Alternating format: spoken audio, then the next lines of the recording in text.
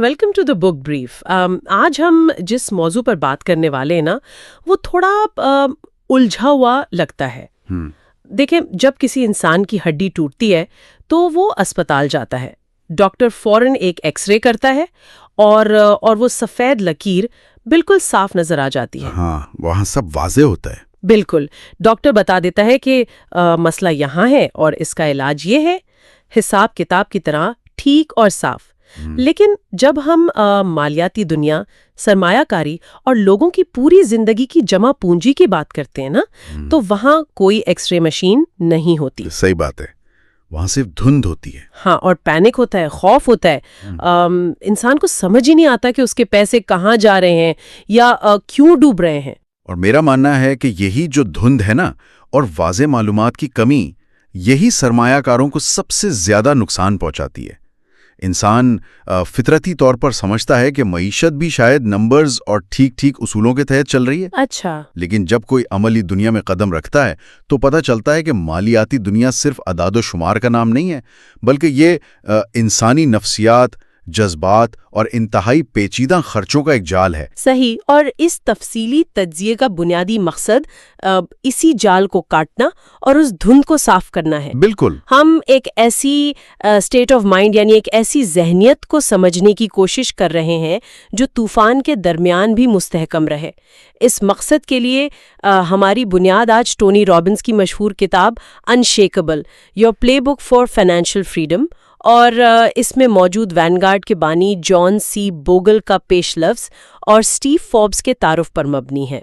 ये जो मुताला है ना, ये सिर्फ पैसे कमाने के चंद तरकीबें सिखाने के बारे में नहीं है। हाँ। असल मुद्दा ये है कि गैर यकीनी हालात में जब आस-पास सब कुछ तबाह होता महसूस हो रहा हो, तो बगैर डरे और उन खामोश खर्चों से बचकर जो सारी उम्र की कमाई खा जाते हैं, मालियाती आज़ादी किस तरह हासिल की जाए। तो आगाज करते हैं इस सबसे बड़े मसले से जो हर आम इंसान के जहन पर हावी है, खौफ।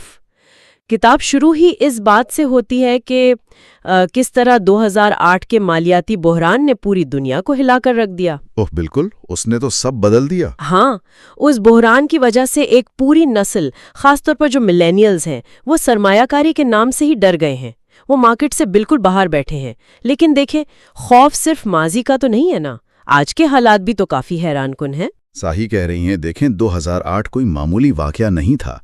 लोगों ने अपने घर, अपनी बचत, रोजगार सब खोते देखे हैं। उस ट्रॉमा ने लोगों को डर के उस मुकाम पर पहुंचा दिया जहां लोग अब मार्केट को एक जुआ समझते हैं। अच्छा। और अब मौजूदा दुनिया के हालात ने इस उलझन में और भी इजाफा कर दिया है। किताब बताती है कि हमारी माइशत एक इंतहाई अजीब दौर से गुजर रही है। वो कैसे? मतलब मिसाल के तौर पर स्विट्जरलैंड, जापान और जर्मनी जैसे तरक्की याफ्ता ममालिक में नेगेटिव इंटरेस्ट रेट्स यानी मनफी शरह सूद आ गई है।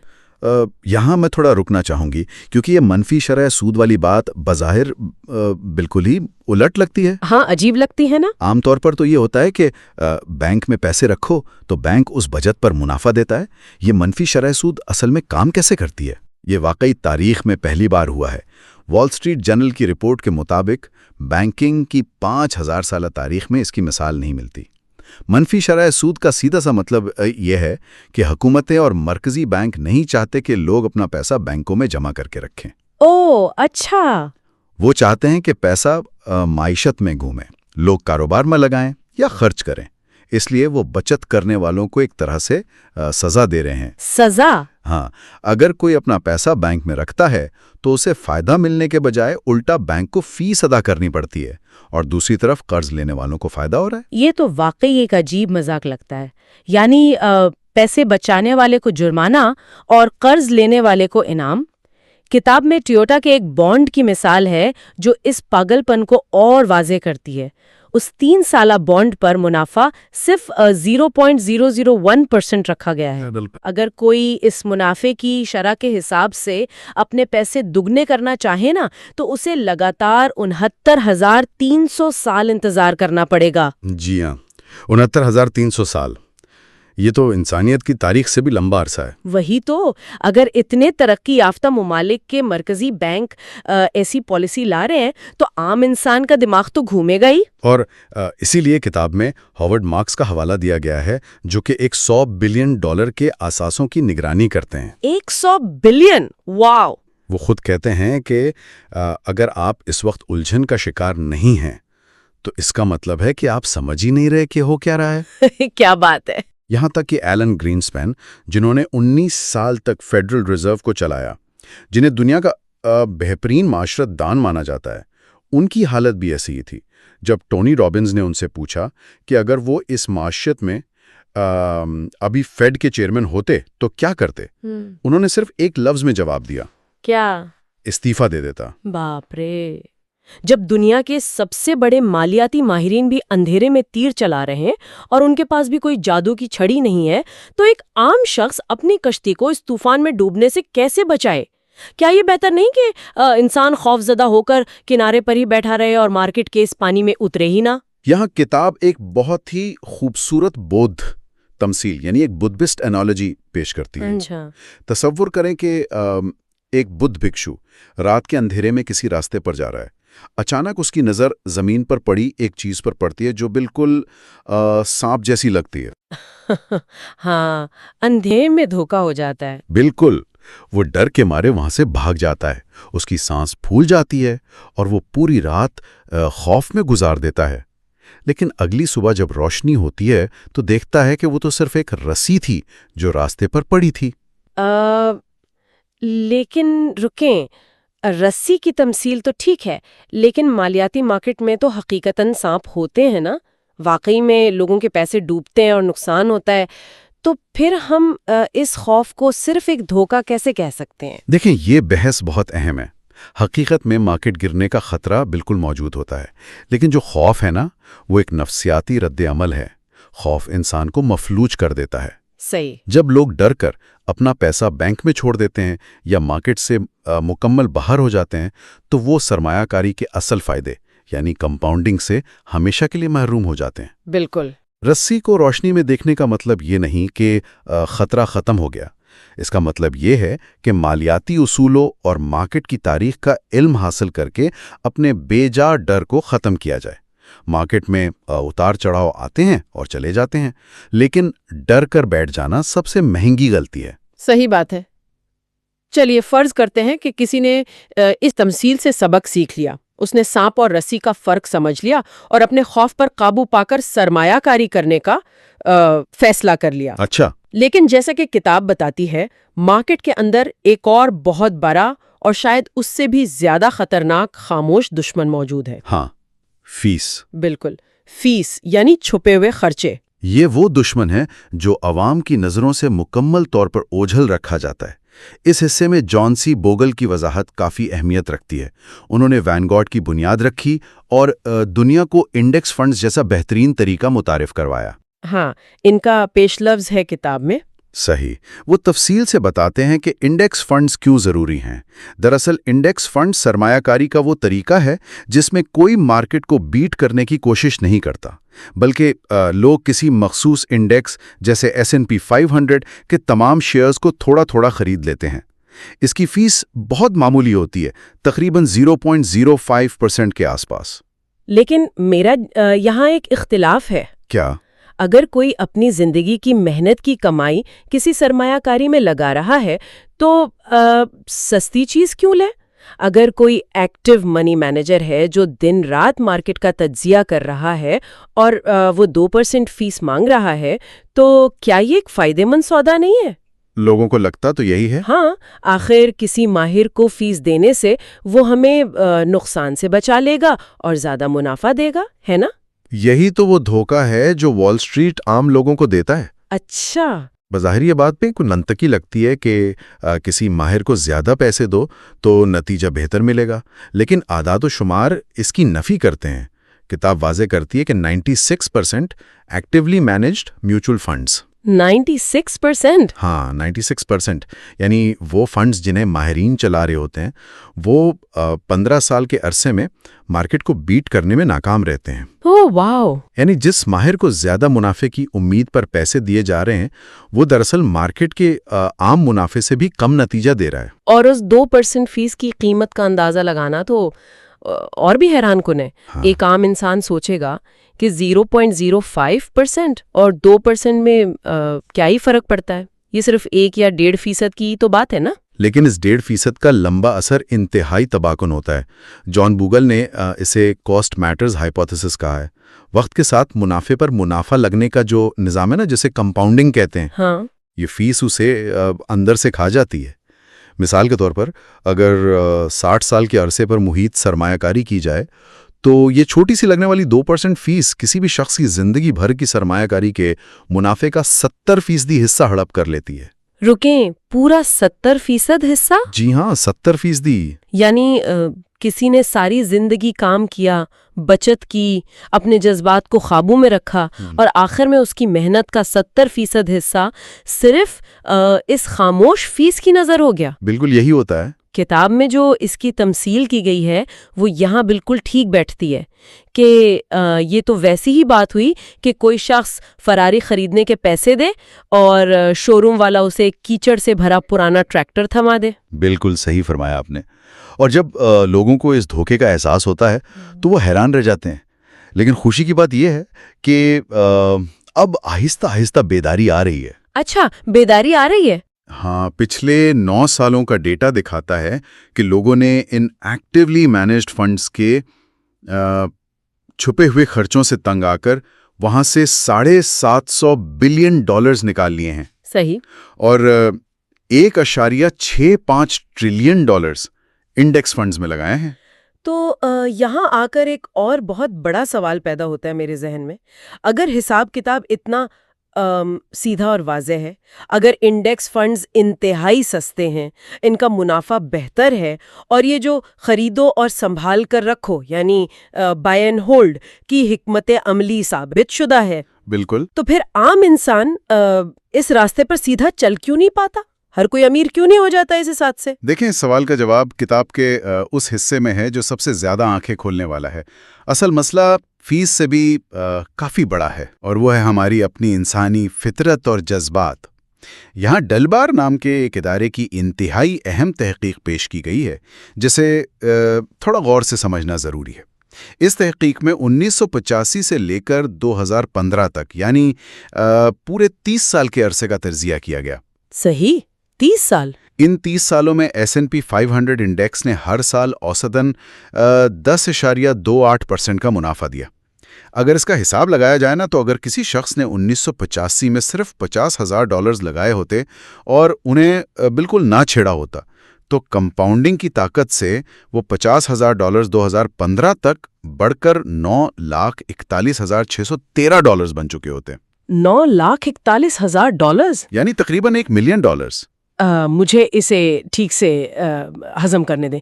اگر کسی نے صرف $50,000 لگا کر وہ بھول گیا ہوتا تو وہ مارکیٹ کی طاقت سے کروڑ پتی بن جاتا، لیکن مجھے یقین ہے کہ حقیقت اس سے مختلف ہوگی۔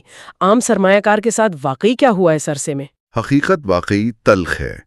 اس 30 سال کے عرصے میں ایک عام سرمایہ کار کو جو منافع ملا وہ 10.28% نہیں تھا، بلکہ صرف 3.66% تھا۔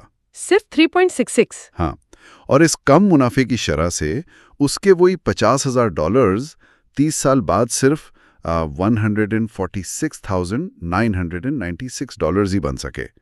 کہاں $941,000 اور کہاں صرف $1,46,000۔ یعنی تقریباً $8 لاکھ کا نقصان۔ یہ کیسا حساب ہے؟ یہ پیسہ گیا کہاں پھر؟ کیا یہ کسی فیس میں چلا گیا یا کسی بروکر نے کھا لیا؟ آخر ایک عام انسان نے اتنا بڑا حصہ کیسے گوا دیا جب مارکیٹ نے اسے اتنا منافع دینے کی پیشکش کی تھی؟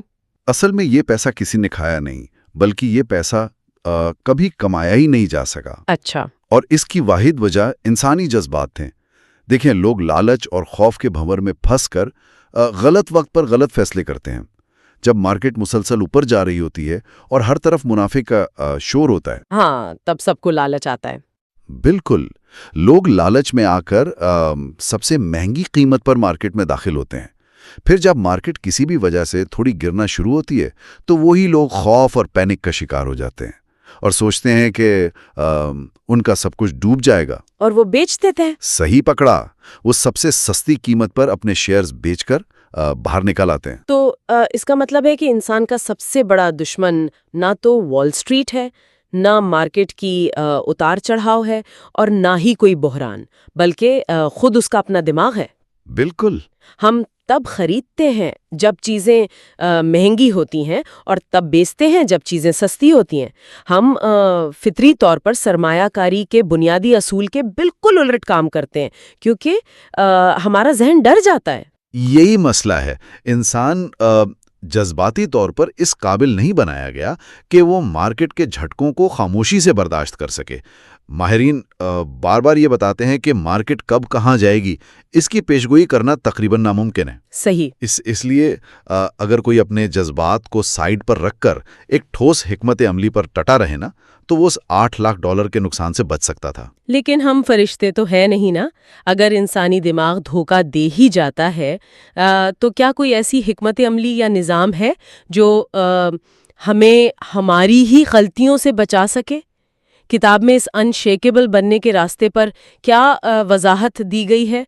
ان مالیاتی جو شارکس ہیں اور اپنے ہی خوف سے بچاؤ کا کوئی ٹھیک طریقہ تو ہونا چاہیے نا؟ یہی وہ مقام ہے جہاں سرمایہ کاری کو ایک سسٹم میں بدلنا ضروری ہو جاتا ہے۔ اچھا۔ ایسا سسٹم جو اس اصول پر قائم ہو کہ جو چیز آپ کے اپنے کنٹرول میں ہے صرف اسے کنٹرول کریں، آنے والے کل کی پیشگوئی کرنے کی ضرورت نہیں ہے۔ اس کی سب سے بہترین مثال رے ڈالیو کا بنایا ہوا آل سیزنز پورٹ فولیو ہے۔ رے ڈالیو جو ہیج فنڈ مینیجر ہے؟ جی ہاں، رے ڈالیو کو تاریخ کے سب سے کامیاب ہیج فنڈ مینیجرز میں شمار کیا جاتا ہے۔ انہوں نے سرمایہ کاری کا ایک ایسا نظام مرتب کیا جو ہر موسم میں، چاہے مارکیٹ اوپر جائے یا نیچے یا معیشت سکڑے یا پھیلے، وہ پورٹ فولیو مستحکم رہتا ہے۔ اور اس پورٹ فولیو کا عمل میں کام کرنا بھی تو حیران کن ہے۔ مجھے یاد ہے کتاب میں جنوری 2016 کی مثال دی گئی ہے۔ اس سال کے پہلے 10 دنوں میں مارکیٹ بالکل اچانک 10% نیچے گر گئی تھی۔ بالکل، کافی بڑا جھٹکا تھا وہ۔ ہاں، پوری دنیا میں ہنگامہ برپا تھا اور خبروں میں صرف تباہی کا ذکر تھا، اور سرمایہ کاروں کا تقریباً $2.3 ٹریلین کا نقصان ہو گیا تھا ان 10 دنوں میں۔ ایسے ڈر کے ماحول میں جب لوگ اپنا سب کچھ بیچ رہے تھے، اس مخصوص آل سیزنز پورٹ فولیو نے نہ صرف لوگوں کے اثاثوں کو گرنے سے بچایا بلکہ تقریباً 1% کا منافع بھی دیا۔ یہی تو اس حکمت عملی کی اصل طاقت ہے۔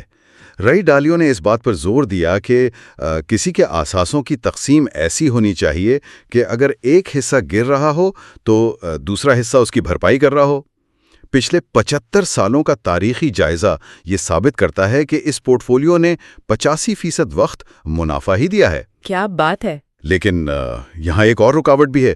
لوگوں کو اس سسٹم کو سمجھنے اور اس پر عمل درآمد کے لیے ماہرین کی مدد درکار ہوتی ہے، اور مارکیٹ میں شارکس یعنی ایسے لٹیرے بھرے پڑے ہیں جو مدد کے نام پر عام لوگوں کا خون چوستے ہیں۔ یہ شارکس وہی لوگ ہیں جو بظاہر اچھے سوٹس پہن کر اور بہت اچھی مسکراہٹ کے ساتھ ہمیں مالیاتی مشورے دیتے ہیں۔ جی ہاں، وہی لوگ۔ عام طور پر لوگ جب اپنے پیسوں کے فیصلے نہیں کر پاتے تو وہ کسی فائنینشل ایڈوائزر کے پاس جاتے ہیں، لیکن یہاں کتاب ایک بہت بڑا راز فاش کرتی ہے کہ ان میں سے زیادہ تر ایڈوائزرز دراصل مالیاتی ماہر نہیں بلکہ صرف بروکرز یعنی کمیشن ایجنٹس ہوتے ہیں۔ صحیح کہا آپ نے۔ وہ وہی مالیاتی پروڈکٹس بیچتے ہیں جن پر ان کی اپنی کمپنی انہیں سب سے زیادہ کمیشن دیتی ہے، چاہے وہ پروڈکٹ کسی کے لیے فائدہ مند ہو یا نہ ہو۔ یہ تو بالکل ویسا ہی ہے کہ کوئی اسپتال جائے اور ڈاکٹر اسے وہ دوائی لکھ دے جس پر اسے دوائی کی کمپنی سے سب سے زیادہ انعام مل رہا ہو۔ یہ تو کھلا دھوکہ ہے۔ مقابلے میں دوسری قسم ان ماہرین کی ہے جنہیں فیڈیوشریز کہا جاتا ہے۔ فیڈیوشریز؟ ہاں، فیڈیوشریز یہ قانونی طور پر اس بات کے پابند ہوتے ہیں کہ وہ ہمیشہ کلائنٹ کے مفاد کو اپنے ذاتی مفاد پر ترجیح دیں گے۔ ان کا نظام شفاف ہوتا ہے، اور اگر وہ کلائنٹ کے ساتھ دھوکہ کریں تو ان پر سخت قانونی کارروائی ہو سکتی ہے۔ اچھا، تو کتاب میں پیٹر ملوک اور ان کی فرم کریٹو پلاننگ کا ذکر شاید اسی سلسلے میں آتا ہے۔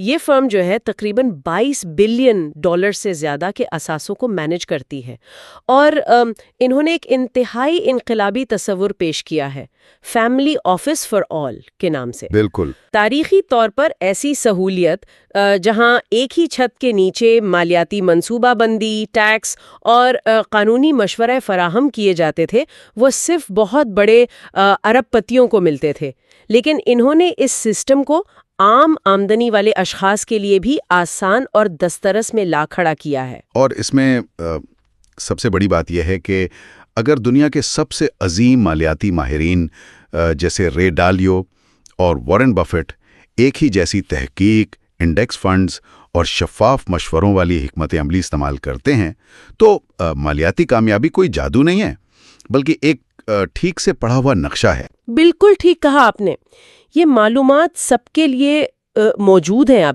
اصل مسئلہ صرف عمل کا ہے، خوف پر قابو پانا، رسی اور سانپ کا فرق سمجھنا، چھپے ہوئے خرچوں کو نکال باہر کرنا، انڈیکس فنڈز جیسے سستے آسانوں کا استعمال کرنا، اور اپنے مالیاتی مشورے کے لیے صرف فیڈیوشریز پر اعتماد کرنا۔ اگر کوئی بھی عام انسان ان چند اصولوں پر قائم رہ جائے تو وہ بآسانی انشیکیبل بن سکتا ہے۔ صحیح، یہ بالکل ایسی ہی بات ہے۔ اس پورے سفر اور تجزیے نے یہ واضح کر دیا ہے کہ مالیاتی دنیا میں جیتنے کے لیے نا کسی کو حساب میں جینیس ہونے کی ضرورت نہیں ہے، صرف اپنے جذبات کو ٹھنڈے دماغ سے قابو کرنا آنا چاہیے۔ لیکن اس سے پہلے کہ ہم آج کی یہ گفتگو ختم کریں، ایک انتہائی گہرا اور فکریانہ پہلو ہے جو اس تجزیے کو ایک بالکل نیا رخ دیتا ہے۔ اچھا، وہ کون سا؟ یہ وہ پہلو ہے جو کتاب کے آغاز میں اسٹیو فوربس کے تعارف اور ٹونی رابنس کی اپنی زندگی کے مقصد سے جڑا ہوا ہے۔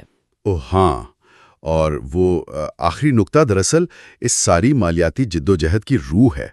ٹونی رابنز نے اس کتاب سے ہونے والی تمام آمدنی فیڈنگ امریکہ نام کے فلاحی ادارے کو وقف کر دی ہے تاکہ بھوکوں کو کھانا کھلایا جا سکے۔ ویسے یہ بہت بڑی بات ہے۔ بالکل، وہ اب تک 250 ملین میلز کا بندوبست کر چکے ہیں۔ 250 ملین، واو! اور اسٹیو فوربس نے اس حوالے سے اپنے دادا BC فوربس کا ایک بہت ہی عمدہ قول نقل کیا ہے۔ انہوں نے لکھا تھا کہ کاروبار اور مالیات کا بنیادی مقصد دنیا میں خوشیاں پیدا کرنا ہے، نہ کہ صرف دولت اور پیسے کے ڈھیر لگاتے چلے جانا۔ یہی وہ سوال ہے جو ہر اس شخص کو اپنے آپ سے پوچھنا چاہیے جو مالیاتی آزادی کی تلاش میں ہے۔ جب کوئی فیس، خوف اور جذبات پر قابو پا کر ڈھیر سارا پیسہ کما بھی لیتا ہے، جب اس کا بینک اکاؤنٹ بھر جاتا ہے اور کسی قسم کی معاشی پریشانی نہیں رہتی، تو اس سب کا اصل مقصد کیا ہے؟ صحیح سوال ہے۔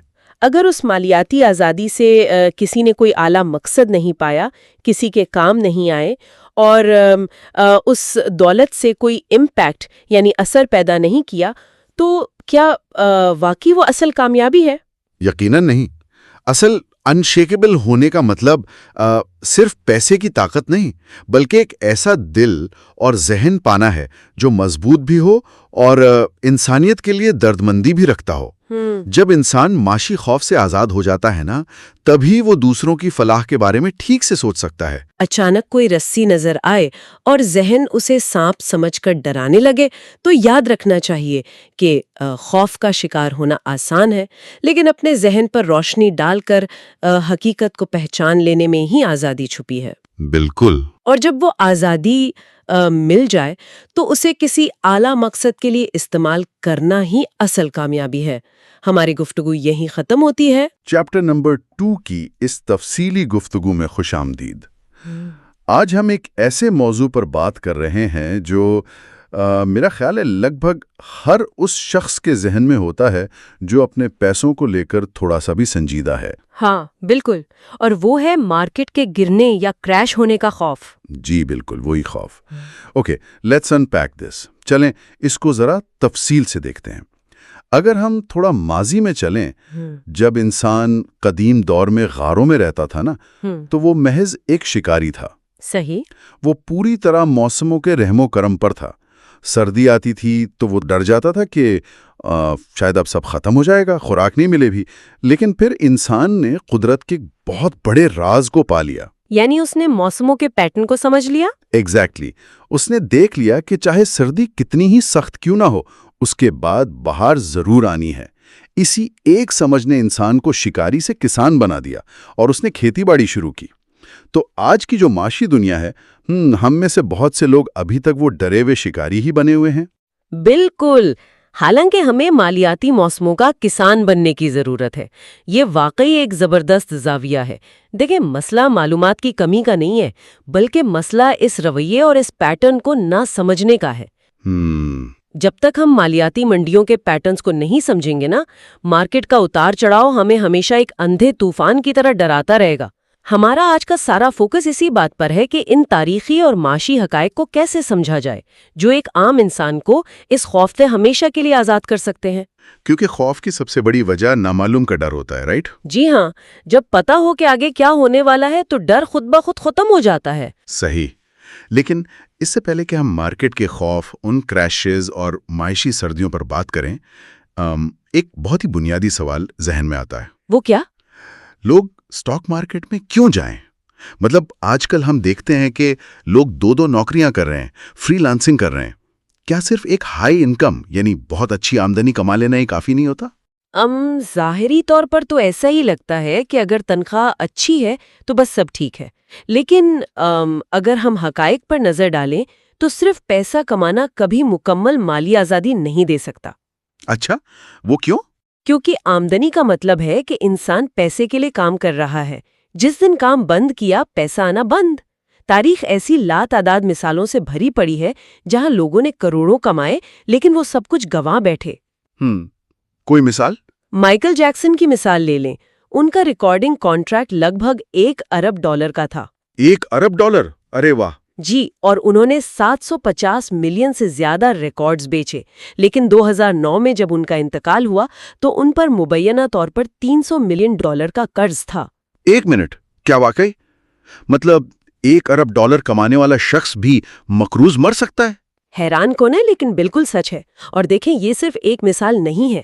مشہور ریپر 50 سینٹ، جن کی کل دولت ایک وقت میں $155 ملین تھی، انہیں بھی دیوالیاپن کا اعلان کرنا پڑا۔ Oh my God! اسی طرح ہالی ووڈ کی مشہور اداکارہ کم بیسنگر، جو ایک فلم کا $10 ملین لیتی تھیں، وہ بھی بینکرپٹ ہوئیں۔ اس کی وجہ یہ نہیں تھی کہ انہوں نے کمایا نہیں، بلکہ وجہ یہ تھی کہ ان کا لائف سٹائل اور اخراجات ان کی آمدنی کے ساتھ ساتھ بڑھتے گئے۔ تو مطلب انہیں پیسے سے پیسہ بنانا یعنی انویسٹ کرنا نہیں آتا تھا؟ بالکل۔ پیسہ کمانا اور پیسے کو کام پر لگانا دو الگ ہنر ہیں۔ مجھے یہاں پر دو دوستوں کی، جو اور باپ کی، وہ کمال کی کہانی یاد آ رہی ہے جو اس فرق کو بہت واضح کرتی ہے۔ ہاں، وہ کمپاؤنڈنگ والی کہانی۔ جی بالکل۔ فرض کریں جو صرف 19 سال کا ہے اور وہ ہر مہینے $300 انویسٹ کرنا شروع کرتا ہے۔ وہ یہ کام صرف 8 سال کرتا ہے اور 27 سال کی عمر میں آ کر مزید پیسے ڈالنا بند کر دیتا ہے۔ صحیح۔ تو اس کی کل لگائی گئی رقم صرف $28,800 بنتی ہے۔ اب دوسری طرف اس کا دوست باب ہے جو 27 سال کی عمر میں جاگتا ہے اور وہ بھی $300 مہینہ لگانا شروع کرتا ہے، لیکن باپ 65 سال کی عمر تک مسلسل ہر مہینے پیسے لگاتا رہتا ہے۔ یعنی وہ بہت لمبے عرصے تک انویسٹ کرتا ہے۔ جی۔ باب کی جیب سے کل $1,40,000 جاتے ہیں، لیکن جب دونوں 65 سال کے ہوتے ہیں تو جو کے پاس $1.86 ملین ہوتے ہیں اور باب کے پاس $1.58 ملین۔ یہ واقعی حیران کن ہے۔ باب نے جو سے 5 گنا زیادہ پیسہ لگایا، پھر بھی وہ پیچھے رہ گیا۔ اور اس کی بنیادی وجہ وہ میکانزم ہے جسے ہم کمپاؤنڈنگ یا مرکب منافع کہتے ہیں۔ لوگ اکثر اسے بس ایک جادوئی لفظ کے طور پر استعمال کرتے ہیں، لیکن اس کی ریاضی بہت سادہ اور طاقتور ہے۔ وہ کیسے کام کرتی ہے، ذرا آسان الفاظ میں بتائیں۔ دیکھیں، جب کوئی پیسہ لگاتا ہے تو اس پر کچھ منافع ملتا ہے۔ اگلے سال صرف اصل رقم پر منافع نہیں ملتا بلکہ اس پچھلے سال کے منافع پر بھی منافع ملتا ہے۔ یعنی منافع کے اوپر منافع۔ بالکل۔ جو نے چونکہ کم عمری میں آغاز کیا تو اس کے $28,000 کو کئی دہائیوں تک ضرب کھانے کا موقع ملا۔ اس کے پیسوں نے اپنے لیے مزدوروں کا کام کیا اور مزید پیسے بنائے۔ مالیاتی آزادی کا اصل ہدف یہی ہوتا ہے کہ سرمایہ اتنا بڑا ہو جائے کہ اس کا سالانہ منافع تمام خرچوں کو پورا کر سکے۔ اور اس کا کوئی خاص ٹارگٹ ہونا چاہیے؟ جی، ماہرین کے مطابق یہ ہدف سالانہ آمدنی کا کم از کم 20 گنا ہونا چاہیے۔ یعنی اگر کوئی سالانہ 1 لاکھ کماتا ہے تو اس کا ہدف 2 ملین ہونا چاہیے۔ رکیں، ذرا اس بات کو یہیں پکڑتے ہیں۔ ایک عام انسان جو ہم فرض کرتے ہیں مہنگائی کا مارا ہوا ہے، وہ کہے گا کہ بھئی میرے سر پہ اسٹوڈنٹ لون ہے، مہنگائی اتنی ہے کہ گھر کا کرایہ اور بجلی کے بل دے کر میری آدھی جان نکل جاتی ہے۔ ہاں، یہ تو آج کل کا سب سے بڑا مسئلہ ہے۔ بالکل۔ اور پھر کوئی اسے کہے کہ 2 ملین کا ہدف رکھو، یہ سن کر تو کوئی بھی گھبرا جائے گا۔ یہ کہنا بہت آسان ہے کہ اپنی آمدنی کا 10 یا 15% بچا کر انویسٹ کریں، لیکن عملی زندگی میں جب مہینے کے آخر میں اکاؤنٹ خالی ہوتا ہے تو یہ ایک ناممکن سی بات لگتی ہے۔ میں اس بات سے 100% اتفاق کرتی ہوں، اور انسانی نفسیات بھی یہی کہتی ہے۔ جب کوئی انسان قرضے تلے دبا ہو یا مہنگائی کا مقابلہ کر رہا ہو تو اسے 15% بچانے کا مشورہ دینا ایسا ہی ہے جیسے کسی کو جاگنگ شروع کرنے کے لیے سیدھا میراتھن دوڑنے کا کہہ دیا جائے۔ بالکل ایسا ہی ہے، گھٹنے ہی ٹوٹ جائیں گے۔ اسی نفسیاتی رکاوٹ کو دور کرنے کے لیے بیہیویئرل اکنامکس یعنی رویوں کی معاشیات میں ایک بہت مؤثر طریقہ متعارف کروایا گیا جسے سیو مور ٹمورو یعنی کل زیادہ بچائیں کہتے ہیں۔ اچھا، یہ سیو مور ٹمورو کیسے کام کرتا ہے؟ اس کا اصول یہ ہے کہ آج کوئی بڑی قربانی نہیں دینی، بس صرف 3% سے شروع کریں۔ 3%؟ مطلب اگر کوئی 1 لاکھ کما رہا ہے تو صرف 3,000؟ اس سے تو شاید مہینے کی چائے کا بل ہی بمشکل نکلتا ہو۔ اتنی چھوٹی رقم سے کوئی کیا کروڑپتی بنے گا؟ یہی تو اس تکنیک کی خوبصورتی ہے۔ 3% کسی کے لائف سٹائل کو بالکل متاثر نہیں کرتا، محسوس بھی نہیں ہوتا کہ یہ رقم کٹ گئی ہے، لیکن یہ ایک عادت کی شروعات ہے۔ عادت بنانا زیادہ ضروری ہے۔ جی، پھر اصول یہ ہے کہ جب بھی تنخواہ بڑھے یا بونس ملے تو اس بچت کے فیصد کو تھوڑا سا بڑھا دیا جائے۔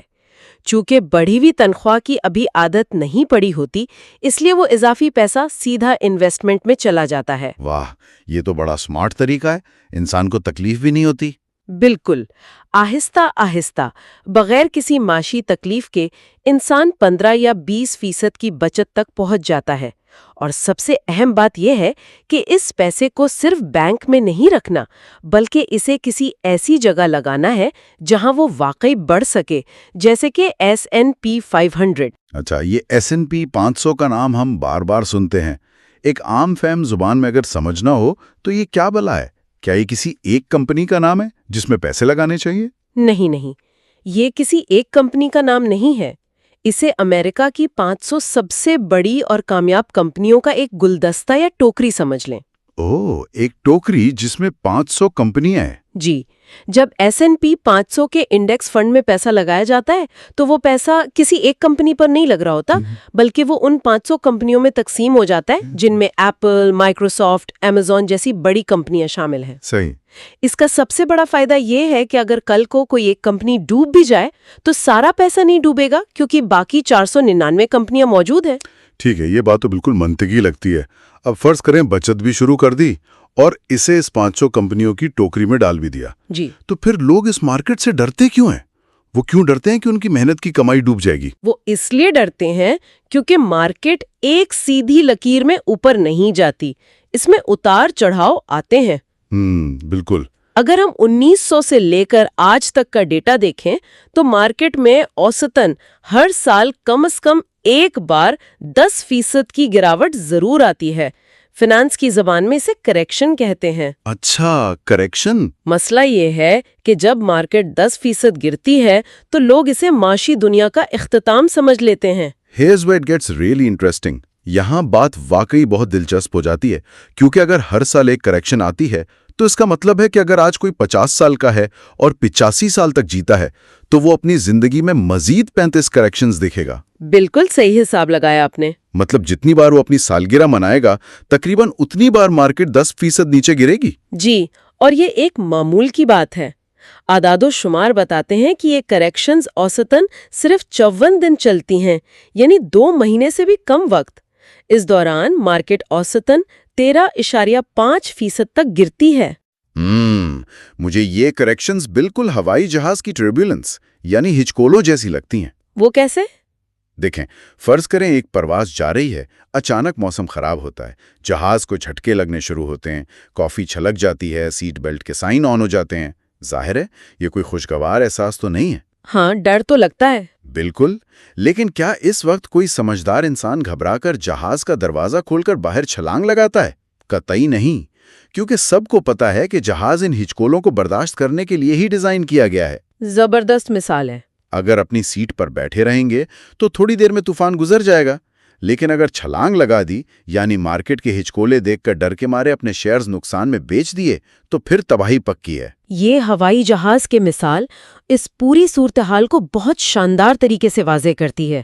جب مارکیٹ گرتی ہے تو لوگ اس لیے چھلانگ لگاتے ہیں کیونکہ انہیں لگتا ہے کہ اب یہ 10% کی گراوٹ بڑھ کر 20, 30 یا 50% تک چلی جائے گی، یعنی وہ پورا جہاز ہی کریش کر جائے گا۔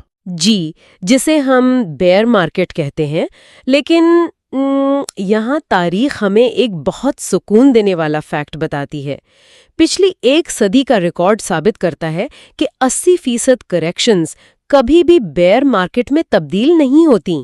80%؟ جی ہاں، یعنی ہر 5 میں سے 4 بار ایسا ہوتا ہے کہ مارکیٹ تھوڑا سا گرتی ہے اور پھر واپس اوپر چلی جاتی ہے۔ میں یہاں ذرا ایک لمحے کے لیے بات ٹوکنا چاہوں گا۔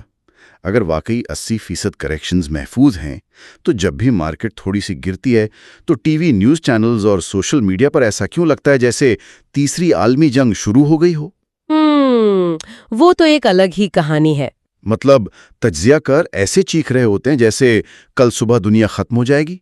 اگر حقیقت اتنی ہی نارمل ہے تو یہ سنسنی کیوں؟ اس سنسنی کی وجہ معاشی نہیں ہے بلکہ تجارتی ہے۔ نیوز چینلز اور میڈیا کا اصل بزنس معلومات دینا نہیں بلکہ توجہ حاصل کرنا ہے۔ ریٹنگز کا چکر۔ بالکل۔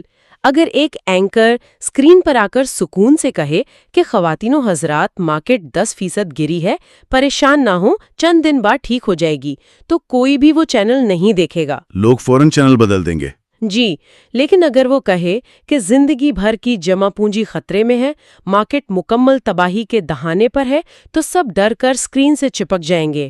یعنی ڈر بکتا ہے۔ جی، ڈر بکتا ہے، اور اسی ڈر کو بیچنے کے لیے نام نہاد معاشی ماہرین جو دراصل پیش گوئیاں کرنے والے ہوتے ہیں اسکرین پر بٹھائے جاتے ہیں۔ لیکن حقیقت یہ ہے کہ کوئی بھی مارکیٹ کی درست پیش گوئی نہیں کر سکتا۔ بڑے بڑے ماہرین بھی نہیں؟ ماہرین بھی غلط ہوتے ہیں۔ مشہور ماہر معاشیات ڈاکٹر نوریل روبینی کی مثال لے لیں، جنہیں دنیا ڈاکٹر ڈوم کے نام سے جانتی ہے۔ اچھا، ڈاکٹر ڈوم؟ انہوں نے 2008 کے ہاؤسنگ کریش کی پیش گوئی کی تھی جو بالکل درست ثابت ہوئی۔ دنیا نے انہیں سر پر بٹھا لیا۔ لیکن کہانی کا دوسرا رخ یہ ہے کہ انہوں نے 2004، 5، 6 اور 7 میں بھی لگاتار یہی پیش گوئی کی تھی کہ مارکیٹ تباہ ہونے والی ہے۔ ارے مطلب وہ 4 سال سے مسلسل غلط پیش گوئی کر رہے تھے؟ بالکل۔ اگر کسی نے ان کی بات مان کر 2004 میں پیسہ نکال لیا ہوتا تو وہ ان تمام سالوں کے بے پناہ منافع سے محروم رہ جاتا۔ اسی لیے وارن بفٹ کا وہ مشہور جملہ ہے کہ مارکیٹ کی پیشگوئی کرنے والوں کی واحد خوبی یہ ہے کہ ان کی وجہ سے سڑک کنارے بیٹھے طوطے والے نجومی بھی عقل مند لگنے لگتے ہیں۔ ہاں، یہ تو واقعی ایک کمال کا طنز ہے۔ چلیں پیشگوئیوں کو تو سائڈ پر رکھتے ہیں، ذرا ہارڈ ڈیٹا یعنی ٹھوس اعداد و شمار پر بات کرتے ہیں۔ جی بتائیں۔ کیا شارٹ ٹرم جھٹکوں کے باوجود مارکیٹ واقعی ہمیشہ اوپر جاتی ہے؟ بالکل، اور یہ کوئی مفروضہ نہیں ہے۔ اگر ہم 1980 سے 2015 تک کے 36 سالوں کا ڈیٹا دیکھیں تو ہر سال کے دوران مارکیٹ میں اوسطاً 14.2% کی گراوٹ آئی۔ مطلب ہر سال بیچ میں کبھی نہ کبھی مارکیٹ ہچکولے کھاتی تھی۔ جی ہاں، لیکن ان 36 میں سے 27 سالوں میں یعنی 75% وقت جب سال ختم ہوا تو مارکیٹ مثبت یعنی پروفٹ میں تھی۔ لیکن ایسا کیوں ہے؟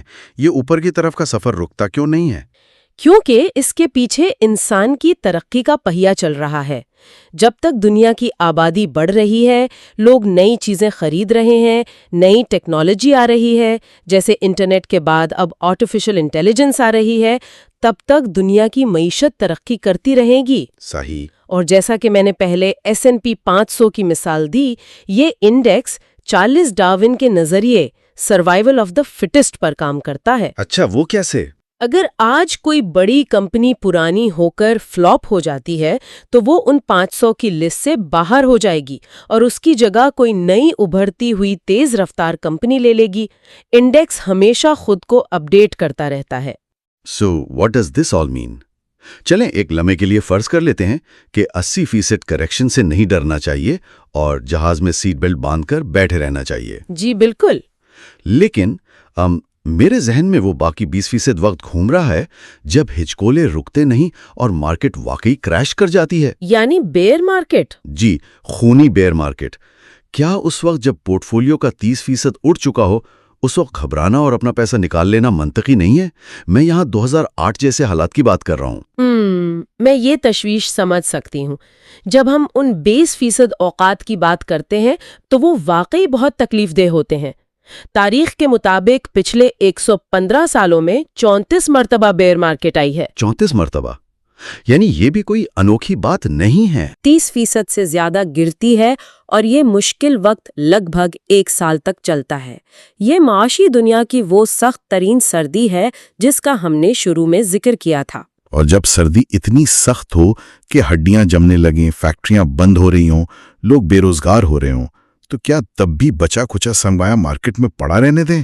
جی، کیونکہ اگر اس وقت سرمایہ نکال لیا تو عارضی نقصان پکے نقصان میں تبدیل ہو جائے گا۔ یاد رکھیں، ہر بیئر مارکیٹ، ہر سخت سردی کے بعد ایک شاندار بل مارکیٹ یعنی بہار کا موسم آتا ہے۔ لیکن انسان اس وقت پینک میں ہوتا ہے نا؟ ہوتا ہے، لیکن مارکیٹ تاریخ میں کبھی بھی کریش ہو کر زیرو نہیں ہوئی۔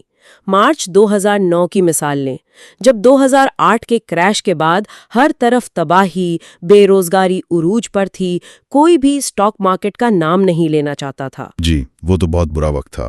لیکن مارچ 2009 میں مارکیٹ نے جو واپسی کی وہ حیران کن تھی۔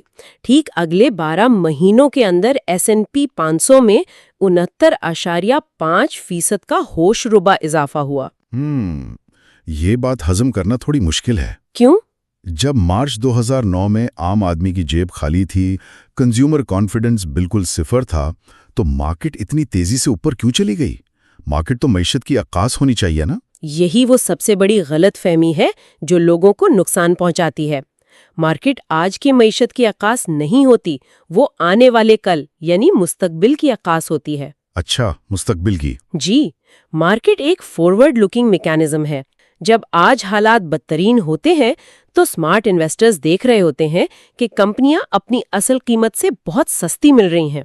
انہیں پتا ہوتا ہے کہ حالات یہاں سے مزید خراب نہیں ہوں گے بلکہ 6 ماہ یا سال بعد بہتر ہونا شروع ہو جائیں گے۔ آہا، تو وہ سستے میں شاپنگ کر رہے ہوتے ہیں۔ بالکل، وہ مستقبل کے اس منافع کو آج خرید رہے ہوتے ہیں۔ اسی لیے سر جان ٹیمپلٹن نے کہا تھا کہ سب سے بہترین اور منافع بخش متبادل مواقع تب ملتے ہیں جب مایوسی اپنے بالکل عروج پر ہو۔ تو اس ساری بحث سے ایک بات جو بڑی کھل کر سامنے آئی ہے وہ یہ ہے کہ مارکیٹ کا گرنا اتنا بڑا رسک نہیں ہے، لیکن سوال یہ پیدا ہوتا ہے کہ پھر اصل خطرہ کیا ہے؟ سب سے بڑا خطرہ مارکیٹ کا گرنا نہیں ہے بلکہ ڈر کے مارکیٹ سے باہر نکل جانا ہے اور ان شاندار واپسی کے دنوں کو مس کر دینا ہے جو اکثر مارکیٹ گرنے کے فوراً بعد آتے ہیں۔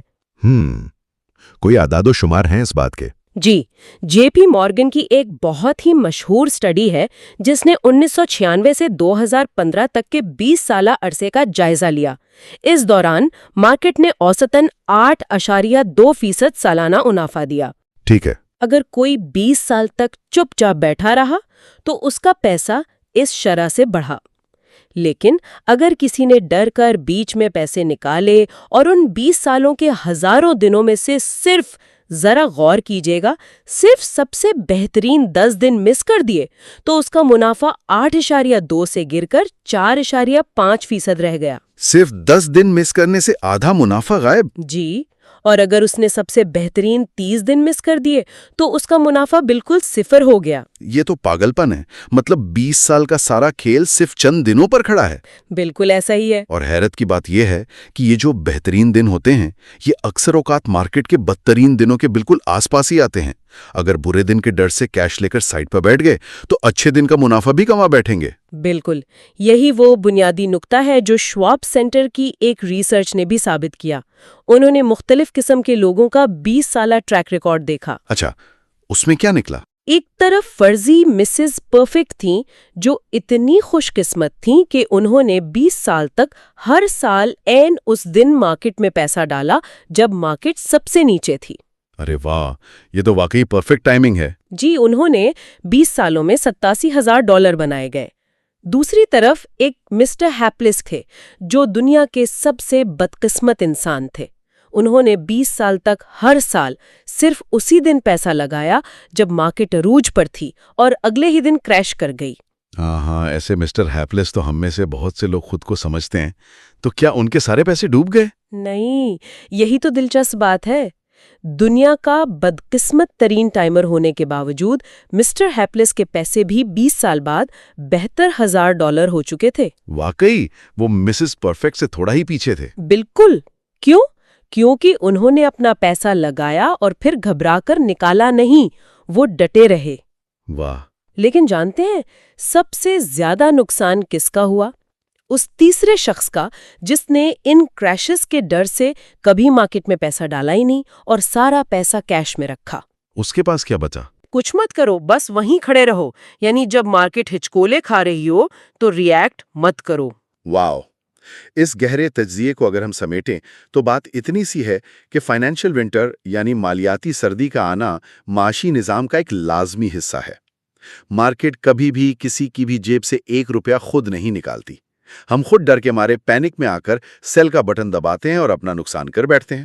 بالکل ایسا ہی ہے۔ جب پتا ہے کہ 80% گراوٹیں کریش نہیں ہوتی، پیشگوئیاں کام نہیں کرتی اور مارکیٹ طویل عرصے میں ہمیشہ اوپر ہی جاتی ہے تو پھر خوف کی کوئی جگہ نہیں بچتی۔ آپ نے بالکل درست خلاصہ کیا۔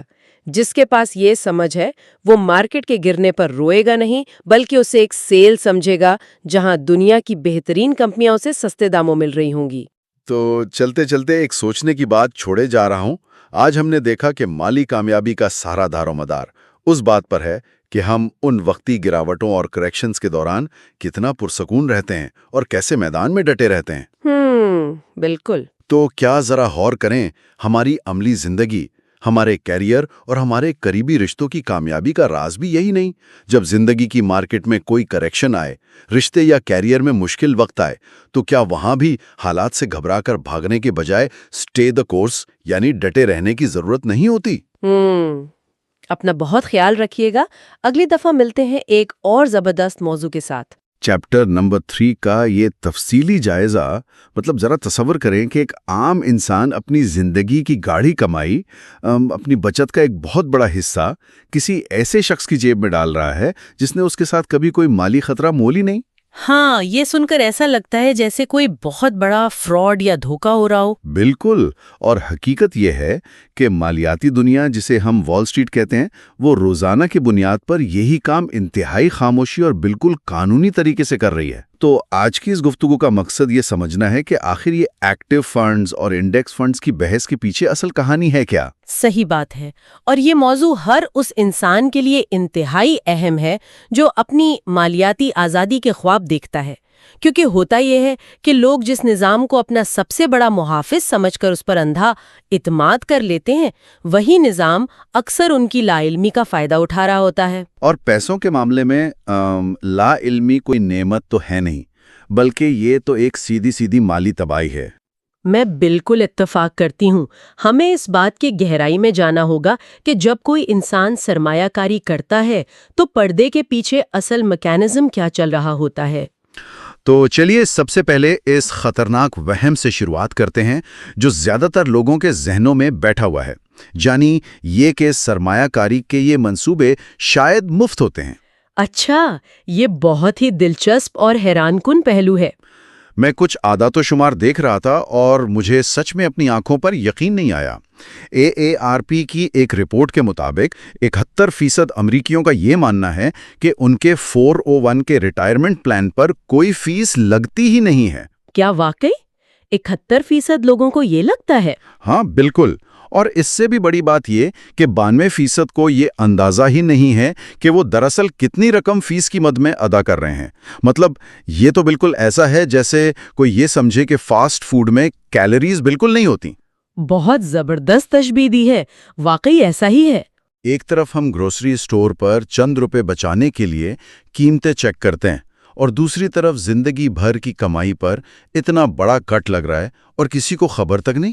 دیکھیں، یہ جو حیرت آپ کو ہو رہی ہے نا، یہی وہ نفسیاتی خلا ہے جس کا مالیاتی ادارے بھرپور فائدہ اٹھاتے ہیں۔ مسئلہ یہ ہے کہ یہ فیس کبھی براہ راست مانگی نہیں جاتی۔ یعنی کوئی مہینے کے آخر میں بل لے کر نہیں آتا؟ بالکل نہیں، یہ رقم خاموشی سے سرمایہ کار کے منافع میں سے کاٹ لی جاتی ہے، اور چونکہ یہ فیصد میں ہوتی ہے، جیسے کہ 1 یا 2%، تو عام انسان سوچتا ہے کہ 2% سے کیا فرق پڑتا ہے، 98% تو میرے ہی پاس ہے نا۔ ہاں، سننے میں تو 2% بہت معمولی سی رقم لگتی ہے۔ لیکن یہیں سب سے بڑی غلط فہمی جنم لیتی ہے۔ جیک بوگل، جو کہ مالیاتی دنیا کے ایک بہت بڑے نام ہیں، ان کی ریاضی کی مثال اس خاموش تباہی کو بہت واضح کرتی ہے۔ ہاں، وہ ریاضی میں نے بھی دیکھی تھی اور سچ بتاؤں تو اس نے میرے ہوش اڑا دیے۔ تو ذرا وہ مثال سننے والوں کے لیے بھی بیان کریں۔ فرض کریں کہ مارکیٹ 50 سال تک اوسطاً 7% منافع دیتی ہے، تو کمپاؤنڈنگ یعنی مرکب منافع کی طاقت سے $1 $30 بن جاتا ہے۔ لیکن اگر فنڈ مینیجر اس میں سے 2% فیس کاٹ لے تو سرمایہ کار کا اوسط منافع 7 کے بجائے 5% رہ جاتا ہے۔ صحیح، اور اس معمولی سے فرق کا لمبی مدت میں کیا اثر ہوتا ہے؟ یہی تو سب سے خوفناک حصہ ہے۔ جب ہم اسے 50 سال پر لاگو کرتے ہیں تو وہی $1 $30 بننے کے بجائے صرف $10 بن پاتا ہے۔ بالکل، اور ذرا اس ریاضی کے اصل مطلب پر غور کریں۔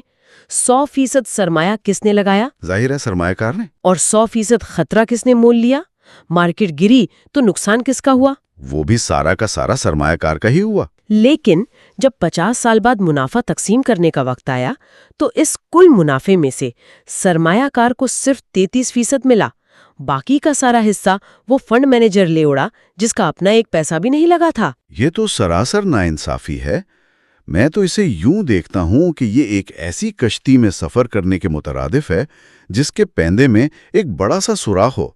آپ جتنا مرضی زور لگا کر چپو چلا لیں، وہ کشتی آپ کو منزل پر پہنچانے سے پہلے ہی غرق ہو جائے گی۔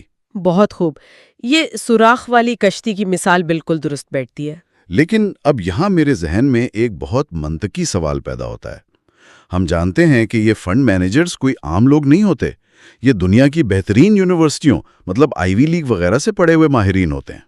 جی، وہ بہت پڑھے لکھے ہوتے ہیں۔ تو کیا یہ بھاری فیس اس لیے نہیں لی جاتی کہ یہ ماہرین عام مارکیٹ سے بہت زیادہ منافع کما کر دیتے ہیں؟ یہ ایک فطری سوال ہے جو ہر سرمایہ کار کے ذہن میں آتا ہے، لیکن بدقسمتی سے اس کا جواب نہیں میں ہے۔ انسان چاہے کتنا بھی پڑھا لکھا کیوں نہ ہو، مستقبل کی پیشین گوئی کرنے میں وہ بہت برا ثابت ہوا ہے۔ مطلب وہ مارکیٹ کا اندازہ نہیں لگا سکتے؟ بالکل نہیں۔ کوئی بھی سوٹ بوٹ والا ماہر، چاہے اس کے پاس کتنے ہی پیچیدہ گراف یا ڈیٹا کیوں نہ ہو، یہ نہیں بتا سکتا کہ کل مارکیٹ کیا کرے گی۔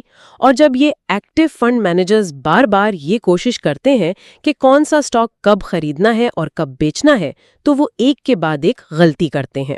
اچھا، تو کیا بات صرف پیشین گوئیوں کے غلط ہونے تک محدود ہے؟ نہیں، بات صرف یہاں ختم نہیں ہوتی۔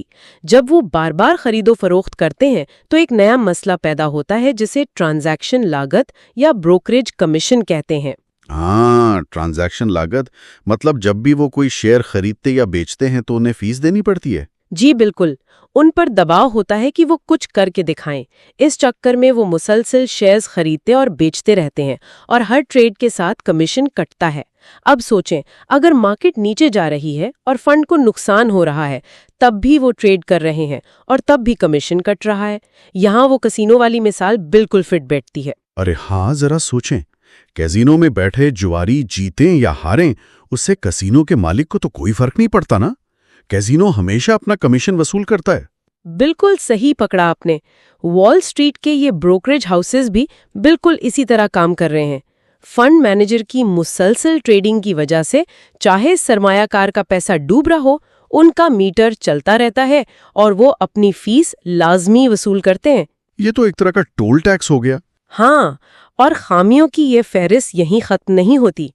एक और पोशीदा लागत है जिसे कैश ड्रैग कहा जाता है। कैश ड्रैग, ये क्या चीज है भला? होता ये है कि एक्टिव मैनेजर्स को हमेशा अपने फंड का कुछ हिस्सा, जैसे 5 या 10%, कैश की सूरत में अपने पास रखना पड़ता है। कैश की सूरत में?